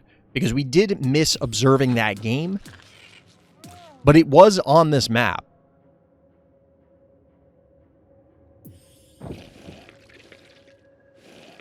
Do we get an early... Ooh. That's bold. I don't think there's any way for Potenzia to punish this, which is exactly why Alien Engineer's willing to do this. Professional streamer? Exactly.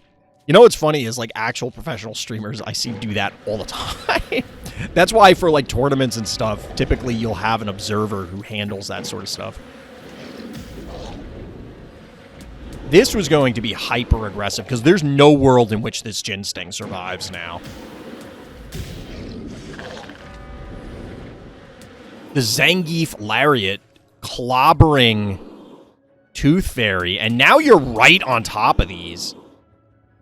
This transforms next turn?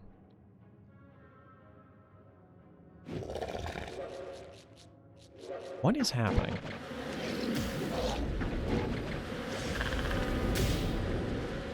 Okay, so the idea here is to not get displaced, which I can agree with.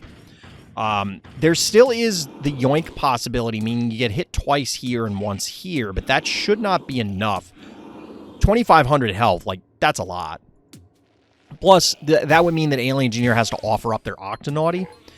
The Jin Sting, as mentioned, is just not going to make it out of here.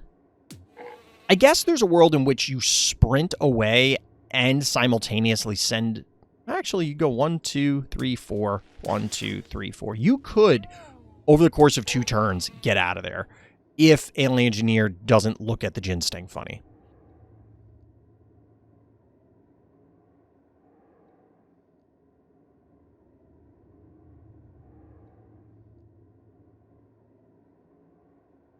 Now Alien Engineer's got to go in the tank. There's no obvious yoink here.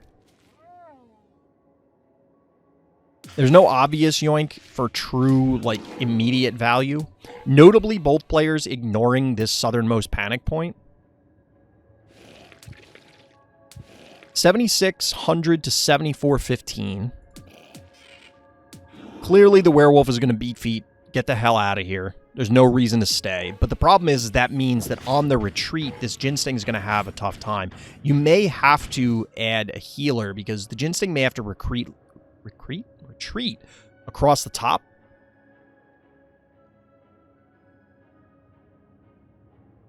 I just don't see how you make it out otherwise.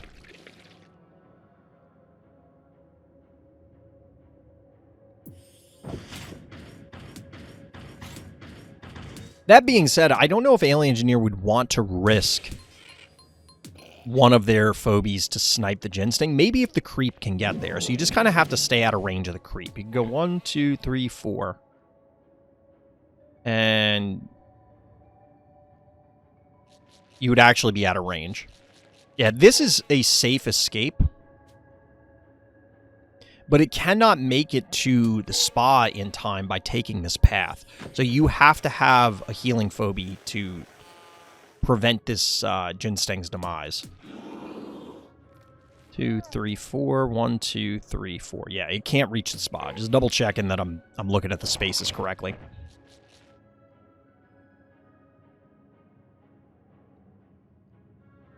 Once again, I don't think there's a really great yoink here. Unless there's a trap set up in, like, say, directly in front of where Hematic was.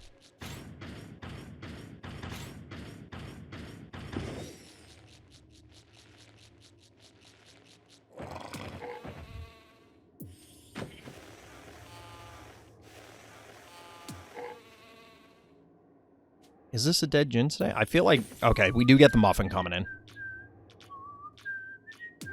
Everybody's favorite muffin. Yeah, I was about to say, I don't love that. I don't like that either. This is kind of scary. Potenzi is playing with fire as far as that werewolf goes. If you moved into any of those positions, I think that might have been an advantageous yoink. Maybe not, because you do have the Hevo on the stim.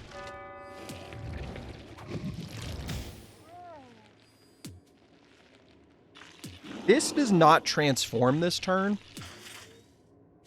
The muffin's now wasted.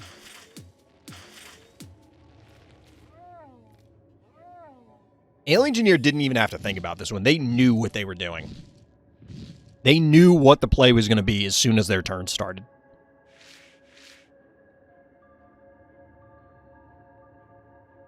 Gravedigger could also be an option. I'm not sure if it'd be worth. For who? Gravedigger definitely gets utilized on this map, but the games we've observed today, or the ones I've seen for this event, haven't really utilized Gravedigger here.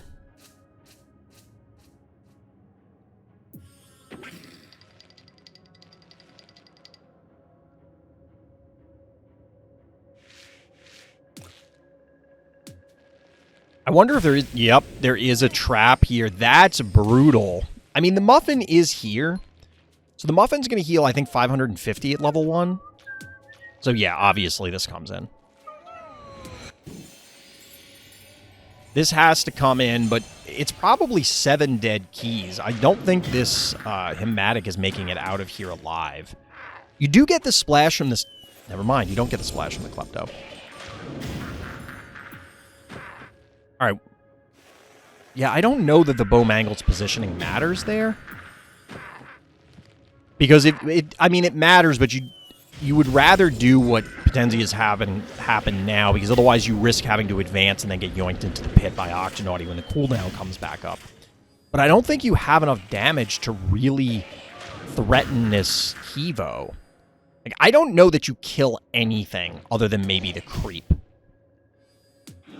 And if you invest this werewolf, it's just going to... Really? Spud? This cannot possibly be enough damage, can it?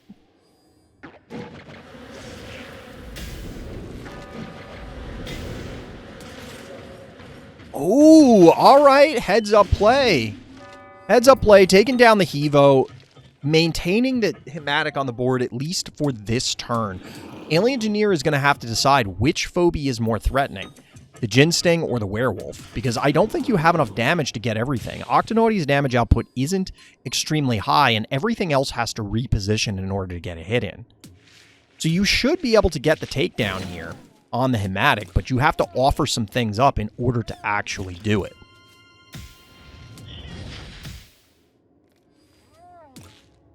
Because remember, the Werewolf is going to transform this turn.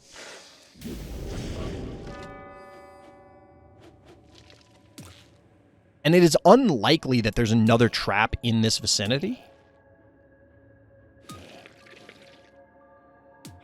So the Werewolf's going to be able to reposition, slap the Poison Ivy in conjunction with the Hevo. That should be enough to kill it.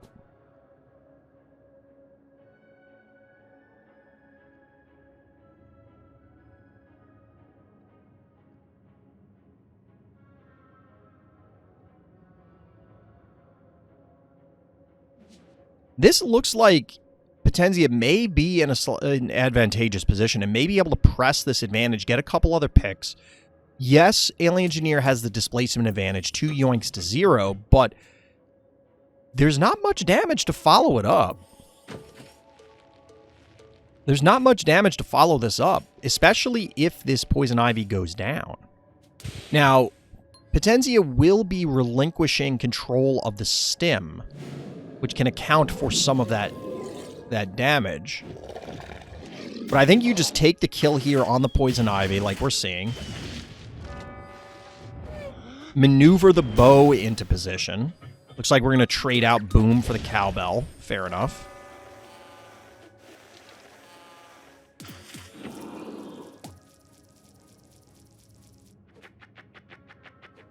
This is likely a dead Spud. But that would mean that you would trade the Spud for Spider. Both yoinks are available, so a great deal of displacement can happen on Alien Engineer's side of the board. Right now, it's 10 keys to 5, and as compared to most other Alien Engineer games where Alien Engineer is able to stabilize the board and have this enormous bank of keys available to continue applying pressure, continue deploying threats, here, Potenza is in what could be argued as a dominating position and able to threaten a lot of, well, anything Alien Engineer wants to do. So we do get the takedown here on Hevo. I think that's a reasonable priority over the Droney. Murder Wing probably dies. I don't know if you can get the Murder Wing and the Spider. So probably you prioritize the Spider. You know there's no more traps on the panic point, so Werewolf can definitely advance and slap the crap out of the Spider.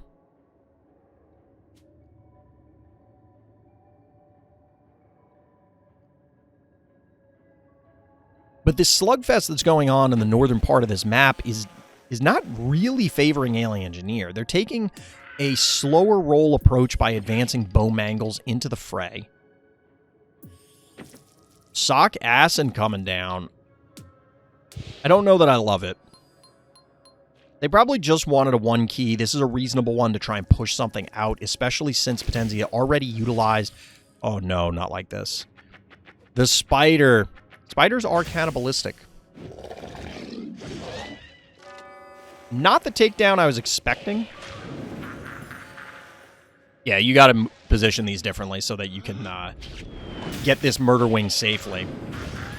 Chat, I think this one's going to Potenzia's favor. We get a Snappy as the penultimate Phobie and Ted as the final one. 6 keys still remaining for Alien Engineer. Nope, it's a Bachelor. Never mind. But I don't see any easy takedowns for Alien Engineer to capitalize on here. And despite the 6 keys and the displacement, if your opponent still has their displacement available... Wait. Well, I guess Alien Engineer does not want to yoink the spider, because then you obviously lose your Octonauty.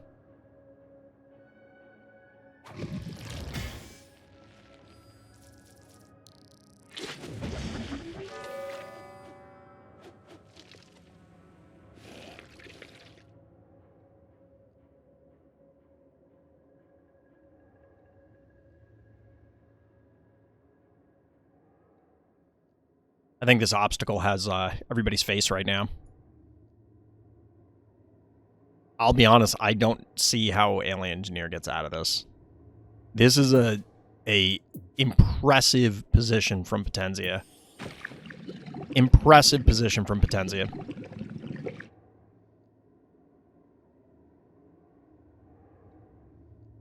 Quagmire, the penultimate Phobie from Alien Engineer.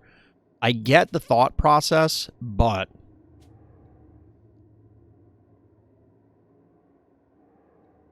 I don't think this one's coming together. I don't think this one's going to do it. The Yoink will be available soon. Panic point advantage blue player. Yes, Werewolf is going to depower momentarily. It will give Alien Engineer a slight window to make something happen. We'll see if they can capitalize on it. But instead, it's actually an aggressive push from Potenzia. Maybe it's not. They did not double-check the damage values on Bo Mangles, and the health on Sockassin. Lives by 10 health. Lol. I have to wonder who on the design team felt that was necessary, because that feels like the exact reason why it has 430 health. Well, I don't want my spider to die to Bo Mangles. Potenzia is still with access to a single Bachelor, making it a little easier to either take down a Ted or recap a point that Sockassin is able to pressure. We're going to have Spider back online. Werewolf is going to be live in just a couple of turns, and then that's when things are going to start going south. The main thing is, can Potenzia dodge a crippling Yoink play? That's where Alien Engineer goes. As long as Potenzia can avoid that particular line, they should be fine. However, if they get yoinked into oblivion, the game could just end. But now that they have control of the stim with Bo Mangles, they have a second turret in position guarding these 3 panic points. Alien Engineer can't take a direct fight. They're down panic points, so they can't play defensively. They need to charge in and make something happen. What that something's going to be, I'll be honest, I don't know. Werewolf is going to transform next turn. The Yoink will yield a dead snot monster if Alien Engineer does not move the Mucus Man.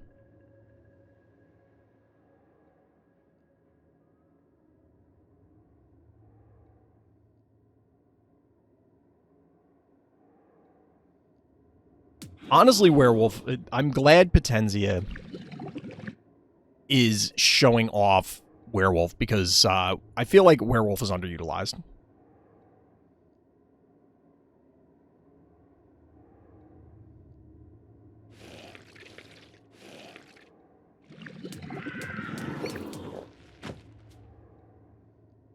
Trying to play the repositioning game.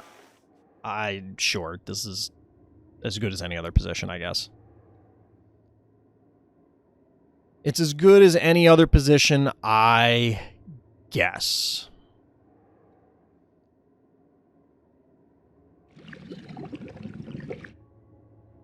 Snot monster not going to die. I don't think there's enough damage to kill the Octonauty. Like, not enough things can get into range. Honestly, it might be worth just burning a Yoink to kill whatever. It almost doesn't matter what.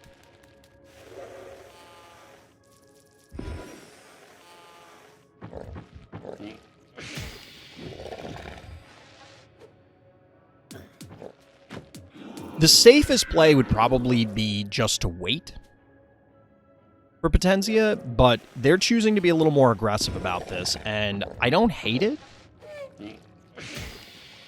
I don't hate it because if Alien Engineer tries to do something here, you should be able to Werewolf punish them. The challenge here is if you lose the... Yeah, you need this. I think you need this, because if you lose the Spider, there is a path to snatching defeat from the jaws of victory. Because right now, they're not... Ooh, no. That's rough. That random trap up here. It's entirely possible this bow is dead. Yeah, this bow is dead. But it is going to actually require the Quagmire to assist. So that's a feels bad man moment. Not the optimal usage for Ted here, but you're not going to get enough heals that it actually matters.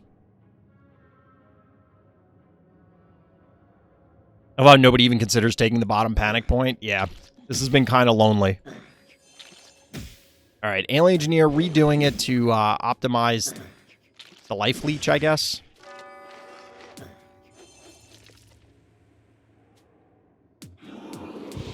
I don't think you can kill the Quagmire now. Can you?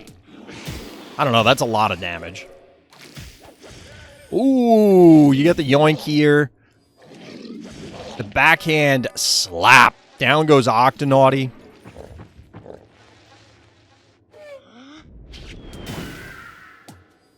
The potato is safe from the clown.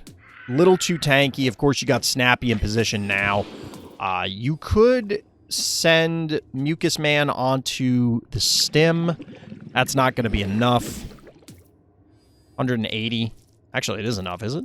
Yeah, it's actually enough. It's actually enough. With a 4-to-1 panic point advantage, I don't know if Alien Engineer... Like, this isn't enough. It can't be. There's just no way that it's enough.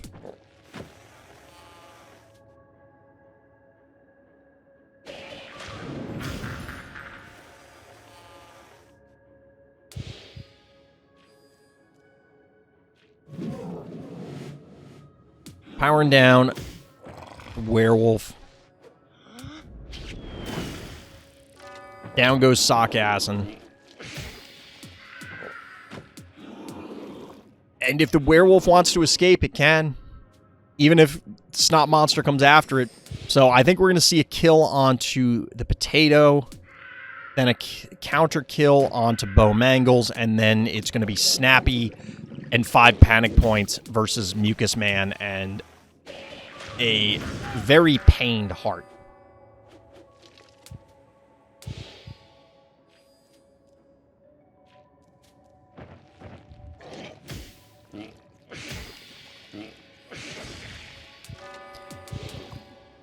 $1,000 damage a turn. I don't think Mucus Man can simultaneously fend this off and claim the points. That's going to be game 1, chat.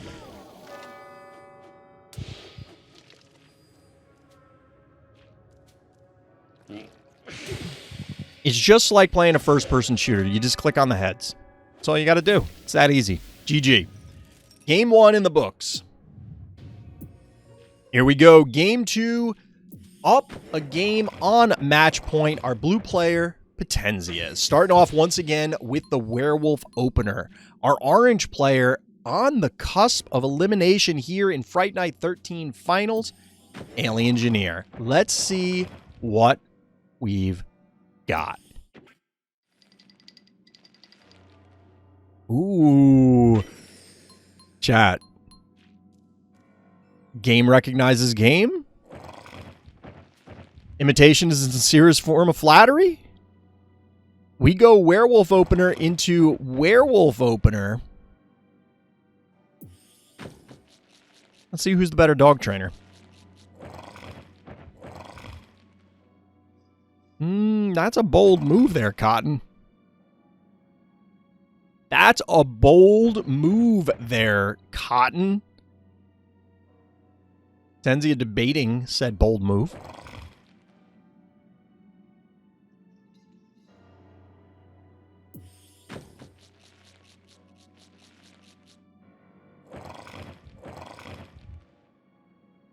I mean, to be honest, I don't hate this. This is kind of a cool idea. Cheer, what is it? Hey, shout out to them bits from Fritosaurus.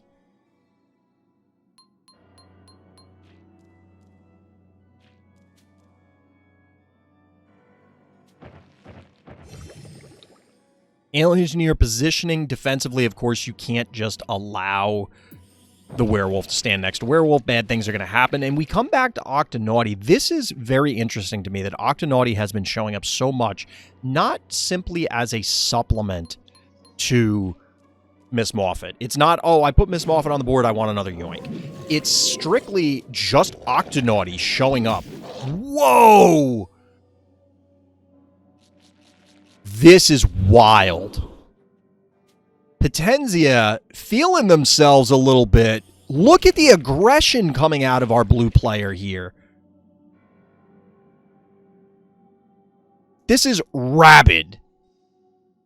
2-0 panic point advantage, adding their own Octonaughty to the team. Ginseng going in. No fear. No fear. Honestly, can Alien Engineer punish this? You can pop out a 5-key ranged phobie and then maybe get a hit on the werewolf. Body block with the cat. But I'm not sure. Yeah, I guess they can't. So just take one hit and back away.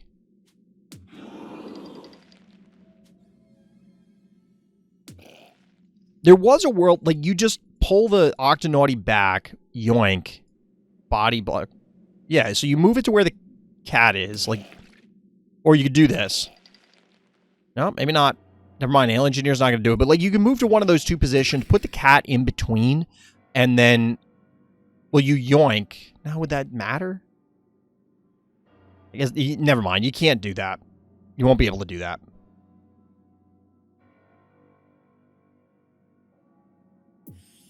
I don't think there's a great way to punish this. I mean, it has, even with the connection of this werewolf, we're looking at, like, it still has an enormous amount of HP.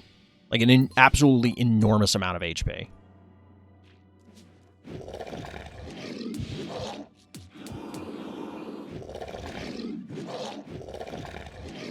All right, debating between trying to take down the octopus. Instead, going for the yoink here. This is kind of dangerous. Like, this might be a little too aggressive because there is a world in which this dies. Right? 1, 2, 3. No, there's not. It's going to live. And it's going to live to transform back into its more mobile form. So, yeah, it took a bunch of damage, but it's going to be able to hightail it all the way over to the spa, or most of the way, and then eventually take a quick vacation in the spa and heal up.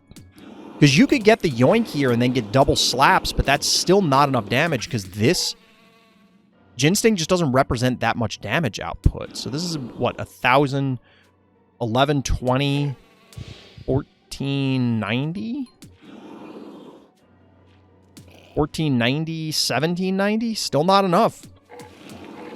Still not enough. Alien Engineer's going to go for it, though. I mean, this is going to cause the werewolf to end up sitting on the spa for a long time, but I think Alien Engineer's recognizing that you can't hit it with a snowball, you can't hit it with a jar, only Ginseng's going to be able to follow up. It's just not quite enough. Cyclops supplementing the team from Potenza. Looks like Alien Engineer's reconsidering this. I completely get it.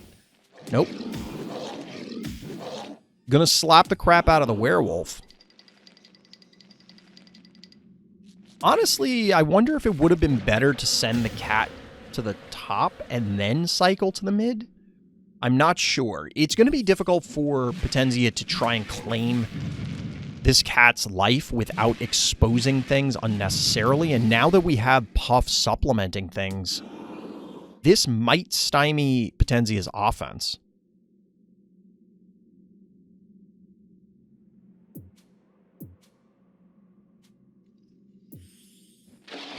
Nope, it's going to be Noxious.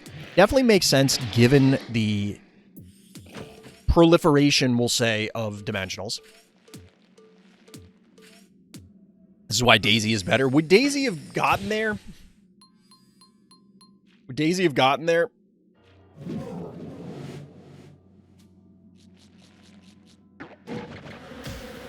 Part of me thinks that I should skip doing the Sunday evening stream when I do Fright Night streams, chat. Werewolf, not... Okay, I was about to say, like, are we really trading werewolf for cat?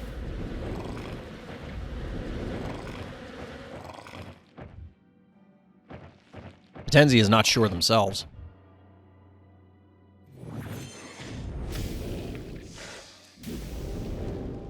I mean, that is enough damage. What did... There are so many undos, I'm getting lost as to what the plan is here. Alright, so the cat goes down. This goes here. I guess, yeah, because otherwise you could have gotten splashed by the Noxious, is what was trying to be avoided here. Panic point advantage orange for now. Cowbell on the board, Innocuous supplementing the forces.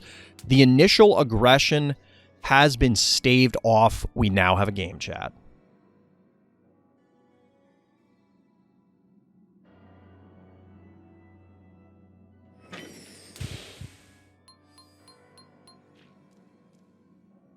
You know what's weird? Noxious's fangs on the in-game model are kind of pointed straight ahead. Like, they look like they come straight out of the face as compared to the picture here where they look like they're more perpendicular.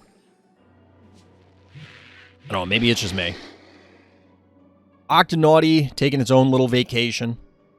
Chill out on the spa for a little bit. Obviously, Potenzia's good boy is going to have to chill out as well.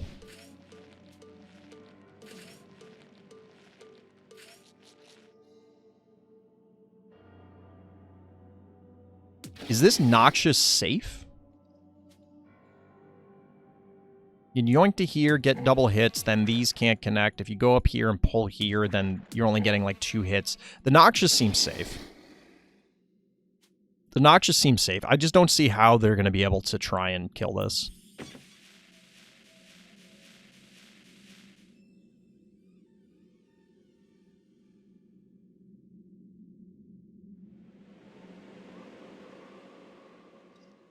Alien Engineer feels like they have enough breathing room to try and inch up a turret of their own.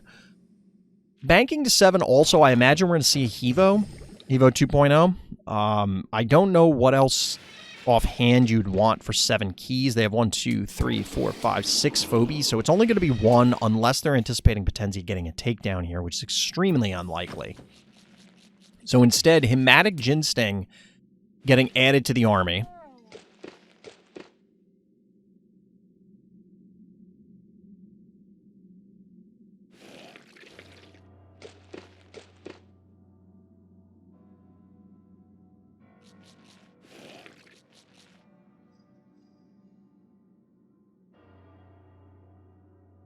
Aggressive Octonauty setup. This does allow for a decent Noxious hit, but the counter yoink will yield a dead Noxious, and then Potenzia should have time to try and recover.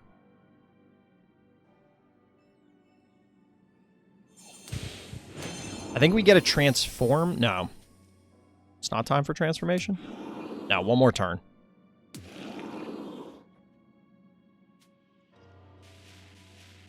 Uno mas.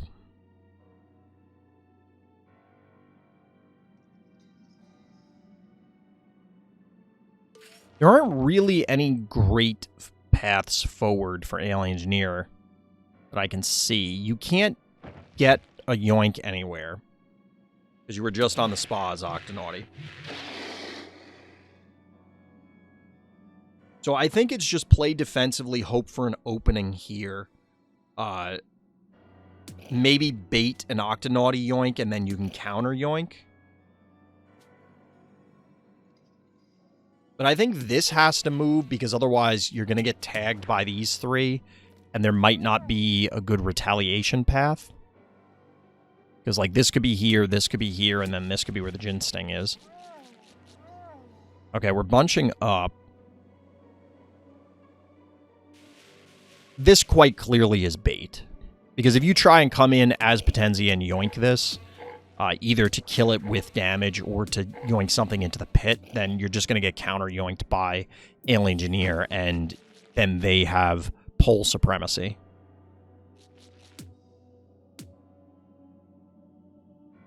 So no 7 key, no Hevo. It's actually Hematic Ginsting to match Potenzia's 10 keys to 11 keys. Once again, we're not seeing the typical Alien Engineer gameplay loop of having a massive, or not massive, but a significant board advantage into a massive bank.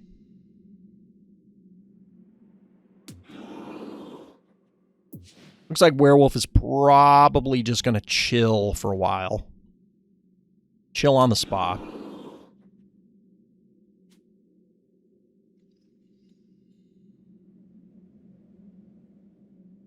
But the stabilization has definitely occurred.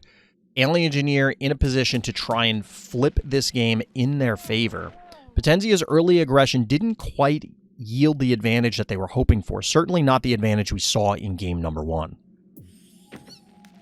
And the follow-up here is going to be adding some 1 keys, trying to flip these panic points. Of course, Cowbell is still alive in order to send them back to where they...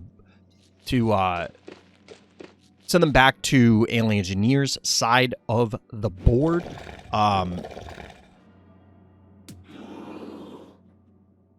Werewolf coming out of the spa a little early. Notably, we still haven't capped the pocket panic point here for our blue player.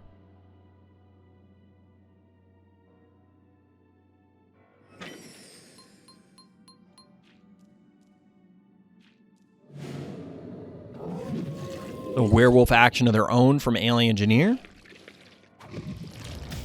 Is this dead? 1,300 health? I have a hard time believing that to be the case.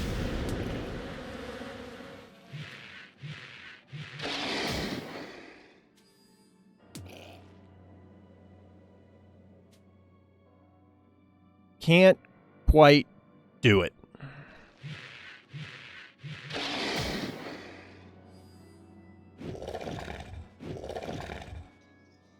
Boxing it in, though.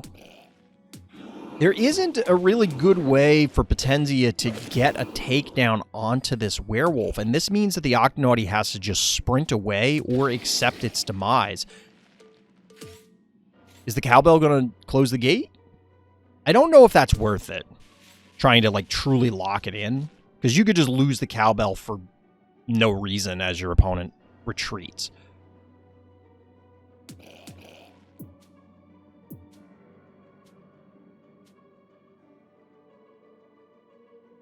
This is kind of a cool play. I don't know if this... I don't see how Potenzia really punishes this that hard. Okay, we are going to close the gate and completely lock in the Octonauty. This is going to yield pull advantage for Alien Engineer if Potenzia can't find a way to free it or make something else interesting happen. So we get a little more bees. Take down of the Cowbell. Alright, spreading the damage a little differently. The yoink on here means it's a dead Noxious. Okay. You'll end up trading evenly on keys, it would appear, because you can still slap this. In fact, you could possibly move up. Okay. This is a little weird.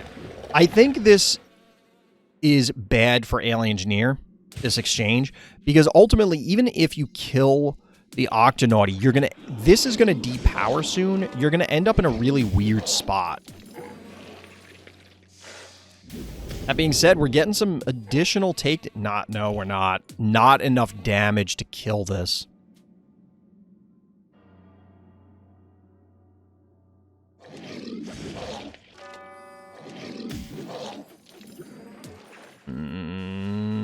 I guess, yeah, this will work. I mean, it can. But now you're going to have to kill it with the Octonauty. Which you can't. Everything is just shy. I think you're better off not getting the pull here the dimensional pull with the werewolf and maybe focusing this down and then killing the Octonauty with bees. I don't know if there's enough damage because I don't know what the Octonauty was at. All right, so you get the double pull here. That's going to be a dead werewolf. Like, there's no avoiding that. This is going to be a dead Hematic Gin Sting. Okay, the Gin Sting can escape. 11 keys to 9. Werewolf advantage. This, I think this is... I still don't think this is going to be great for Alien Engineer. It's possible. It's possible. I think the werewolf dies. Oh no, the werewolf powers down this turn. Okay, that's a significant loss of damage. That's a significant loss of damage. Pull the Hematic, yeah, there were a lot of different plays available there that Alien Engineer could have gone for, I think.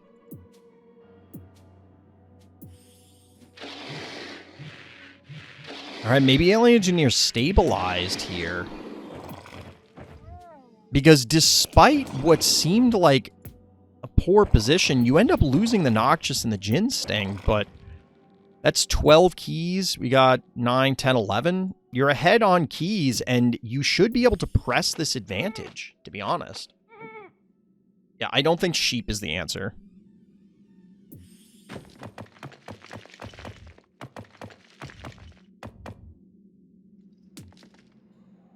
Got a little raucous going on. You describe this raucous?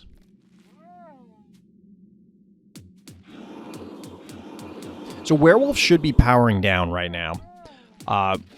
We don't have a great Blom. However, I think it will take down the Inoculus, right? No, it won't. There's the yoink. There is the yoink. Down goes Hematic. Now that's a dead Inoculus.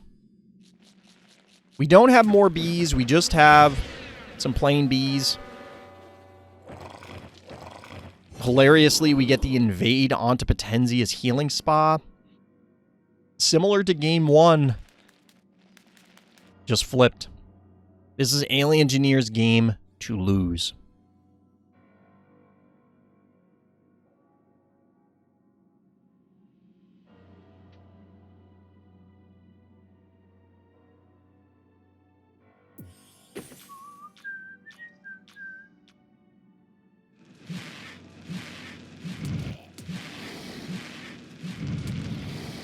Puff with no fear.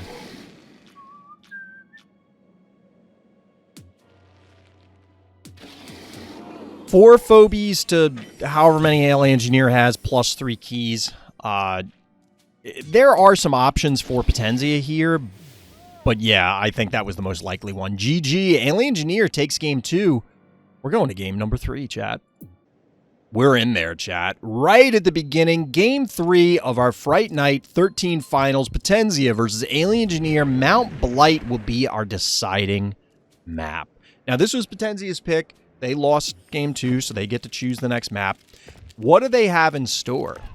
It looks like this time it's not a werewolf opener. It's instead Boomer Tickles. Boomer's Tickles Bachelor. My favorite opening, personally, is one key Cassowary. But we've seen a variety of different things show up from players on this map, so it's definitely very interesting to see what people have planned for each of these maps in the pool. Looks like Alien Engineer's going with something fairly similar.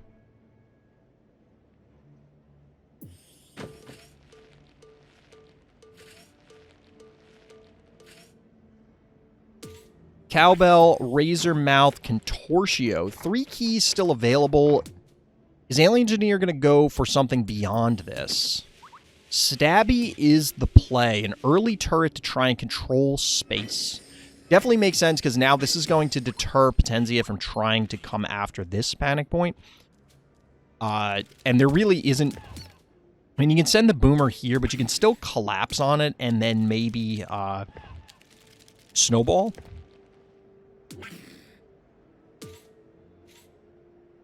I don't know if that's enough damage. That's 720, 995. It actually is 5 damage short, I believe. But this will probably be a dead Tickles. At the very least.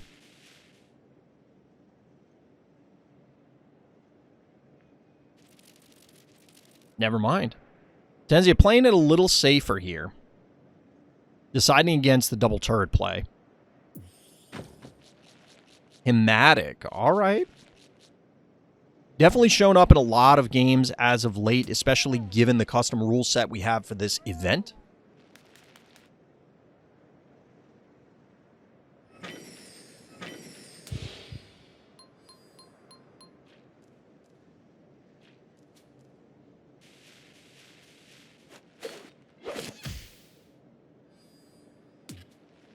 $375, so you need to sink in some additional help. But something like this, I was going to say Jar, but Murder Wing will do it. This actually allows for the aggressive push to cap both of these points. Now, the Hematic can clear this out, and then Boomer comes in. But there isn't an obvious way to clean both up and reclaim the points, I don't think. I mean, you could certainly Cassowary Snowball or something to kill this. Jin Sting cleans this up, Boomer comes in. But that's burning a lot of keys on things that you may not necessarily want to at this stage. At this point in the game, both players likely want to start transitioning into other phobies, other strategies, rather than trying to play around with the early game and phobies that supplement that. Cassowary being one of those sort of phobies. Still useful later on, of course, but it's important to try and control space early on with it. You'd rather, as Alien Engineer's doing, start banking towards something more threatening.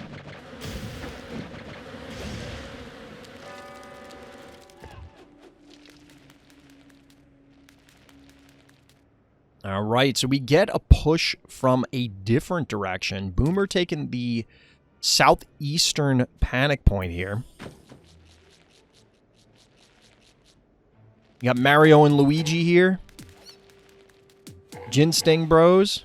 Soon to have their third brother, which I agree with the main Discord should have been named Hercules instead of Hercules. I don't understand. I was trying to ask my wife last night because I cannot remember of Hercules' labors, any of them that really involve bees. So I don't know where Hercules came from. Let me know if you know, chat. Or you, YouTube. Let me know down in the comments. Alright, we're trading out Batulas here. That's fine. I don't know if I love this cat invading. Unless you're going to... Yeah, you have enough keys to probably kill this. So we're going to get a pretty significant key investment in early game stuff. Oh, no. Okay, never mind. Enough for an Innocuous that allows the cat to take down the Boomer, recap a point, panic point advantage, orange. And all of a sudden, like, I mean, this is a big panic point advantage. There are a lot on this map. The Jin Stings are going to be able to control space. Of course, how much is this? 280? No. Okay, so the Cowbell can't just walk up and slap the Bachelor. It's not enough damage. So instead, we're going to get a takedown here onto the Cassowary. Alien Engineer preemptively was repositioning the Murder Wing in order to try and supplement here, but I don't think there's enough damage to really threaten these. It's not worth coming after it with the Murder Wing, I don't think.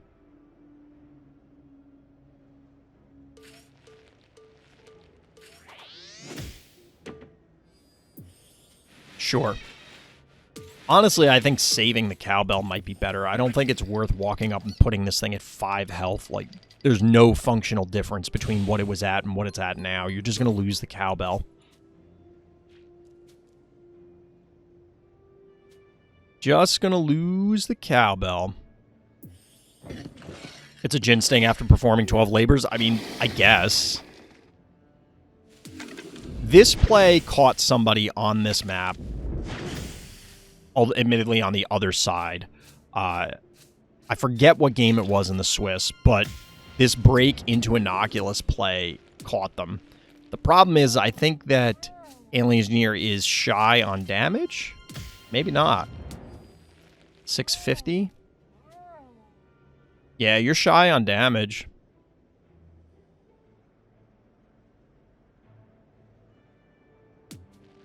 This might be worth it anyway. Ooh. Yeah, Cassowary's down, so this has to happen.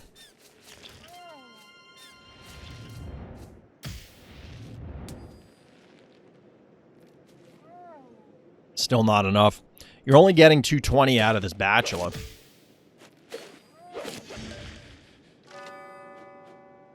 Is this worth it? I don't know that this is worth it, but there's not enough time to undo this. There is not enough time to undo this. So you're going to lose the Bachelor, lose the Murder Wing, possibly lose the Creep.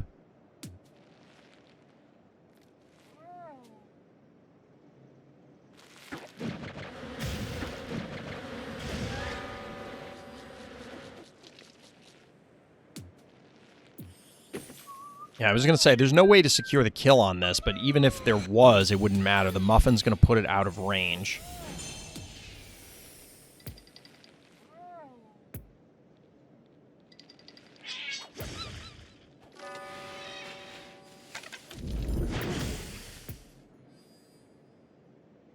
So Alien Engineer minus 3 keys right now. 3 key deficit ultimately, but again, 5-3 panic point advantage. It's been going on for a little bit of time. You are going to be able to retaliate.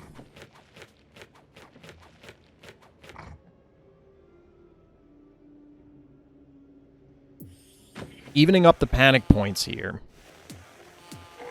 The problem is that entire setup to push all this damage onto the Hematic is going to get washed away by the Spa after a couple of turns.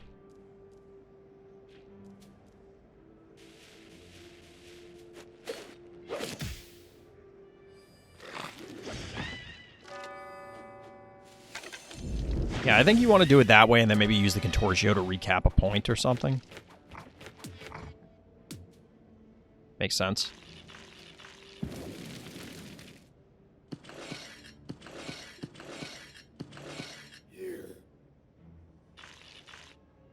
Interesting.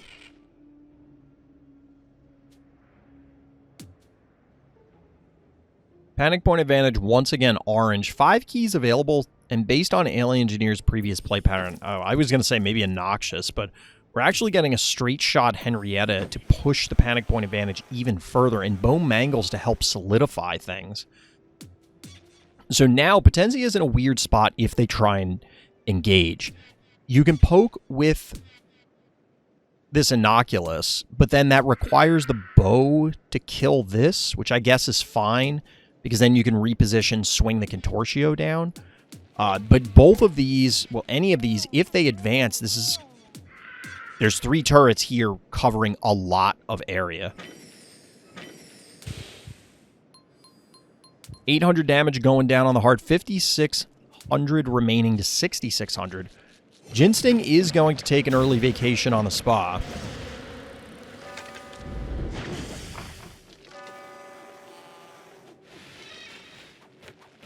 Yeah, here's the question. Do you really want to advance the bow onto this point? Clearly, Potenza does not, risking some additional damage coming down to soften it up from the stabby, instead electing to go with Quagmire. It was a last-ditch effort on the first map by Alien Engineer to put Quagmire onto Knots and Crosses, but here it seems to make a lot more sense. Tanky enough, it's got the heal, it's going to be able to soak some damage and not risk death.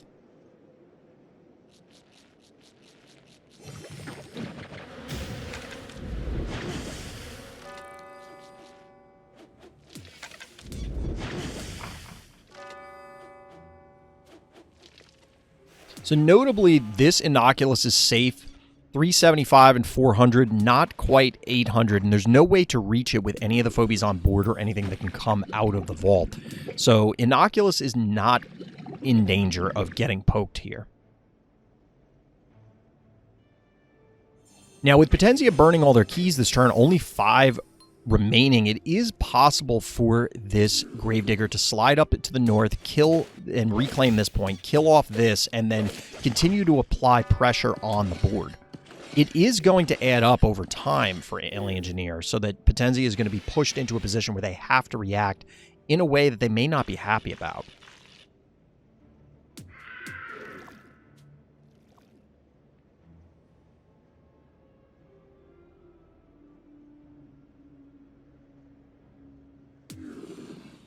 Cooldown will be up for the Gravedigger shortly, but given how far away it is, there isn't a whole lot that's super exciting. Whoa. Thunder Rocks. All right. Little electrical phobia action. There's a world in which this stabby dies. In that reality, I think the Innocuous goes down on the counterattack. Because you get a slap here, a hit here, 1 or 2 hits here, and a hit here if necessary. And all of them may be out of range.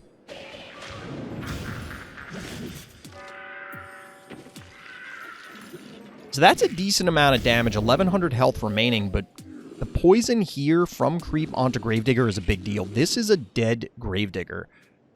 It's going to be very difficult for Alien Engineer to leech enough life to maintain that Gravedigger. 560, so this is actually safe.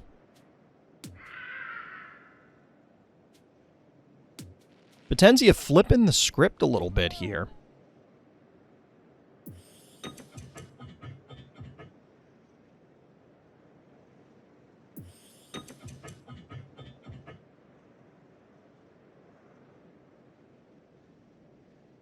However, Alien Engineer does have a bank of 13 keys, has that 5-3 panic point advantage still going for them. Still a very even game, still anyone's game to win.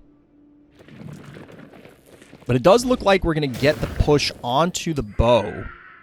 Notably, remember, Muffin is down, so we're going to have to get an actual healer to make this happen. This is super aggressive. This is super aggressive because Alien Engineer will end up losing their Innocuous on the counterattack. Just Potentia's Innocuous alone can take it down. And of course, the Thunder Rocks is not a big threat to the Mucus Man. It is, however, a one-shot kill on the Innocuous. 7 keys remaining to 13. Gravedigger capping yet another point. This is getting dicey. This is like an enormous amount of 1 keys lost by both players. Tiny Tim. Tiny Tim, chat. Soon to be buffed, but not yet. Not yet. Tiny Tim coming in, body blocking for his buddy Innocuous. Innocuous can still die. There's still lots of ways for this thing to die, but Potentia is electing to go with a different priority. Slapping the crap out of Thunder Rocks here.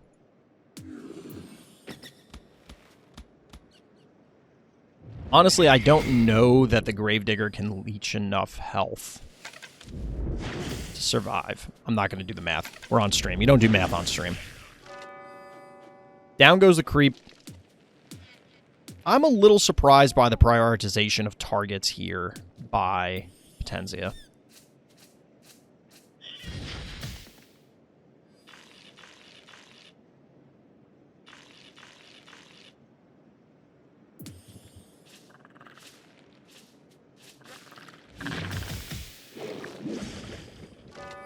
Thunder Rocks going down, taking 2 phobies. Well, I guess Mucus Monster's taking 2 phobies. And all of a sudden, like, that board position looked a lot better just a few moments ago for Alien Engineer. This does not look very good. This is a pretty healthy Potenzia board. Potenzia might have done it, chat. Potenzia might have done it. 7 keys in the bank for Alien Engineer. How are you getting out of this? You're going to have to utilize a Tiny Tim, which means it's not long for this world. Down goes Hematic. Down goes the opposing Inoculus, although yours is not long for this world either. Jar will finish this off. Or Snowball, I guess. 2 keys remaining for Potenzia. Panic point advantage, orange. We're coming down to the wire here, chat. I think an invade is about to happen. Poison's not up, nor is Leap, although Leap wouldn't matter in this scenario. You'd have to walk into position anyway. Ooh, Tiny Tim is the target. I don't know if Alien Engineer has enough damage to actually kill the Snot Monster. But with 0 keys remaining, Potenzia is breaking off to secure a panic point? They're... Sucky? Oh, I don't know what. Blow. Alright, this is just a troll, right? You're just trolling with bloat. I get the idea. Like, I get it. I just don't think it's a very good one. I just don't. I think what happens here is Ginsting comes in. Tiny Tim goes to the Southern Panic Point, or vice versa. Maybe you send Ginsting to the Southern Panic Point, Tiny Tim here, and then you control an enormous amount of the board, and you threaten, like, a push onto the heart.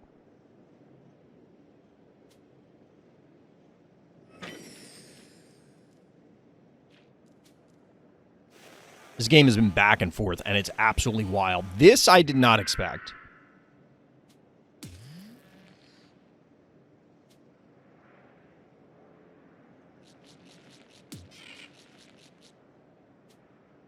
Seven, 11.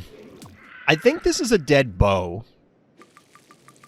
Depending on where Tiny Tim positions. Depending on where Tiny Tim positions, I think this is a dead bow. The jar is kind of guarding this point, but I don't know that that's necessary. I think you'd be better off with the jar where the Inoculus is, or keeping it down here. I kind of get it.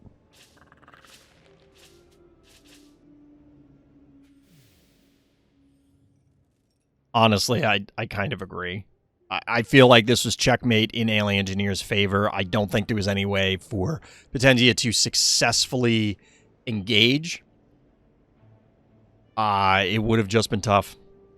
It would have been just really, really tough. Shout out to Sheesh. Thank you for the bits. Chat, we have our champion. It is, in fact, Alien Engineer. Very well played finals. Very well played by everybody in the top 8 and everyone in this entire event. It was definitely a lot of fun observing the games, and I hope it was fun for everybody playing. If you're interested in playing in some Phobies tournaments, coffee prizes. Check out Monster of the Week. It's our weekly tournament series. Of course, Fright Night is our larger scale monthly tournament series. Information for both of those can be found in the Random Slots Discord. Link for that, as well as this Twitch live stream, are going to be in the description of the video. Help me out with some likes and subscribes, trying to hit 1,000 subscribers. That's going to do it for this time. Congratulations once again to Alien Engineer, our champion. We'll see you next time. As always, everybody, thank you for listening. Thank you for watching. And tune in next time for more Random's Thoughts.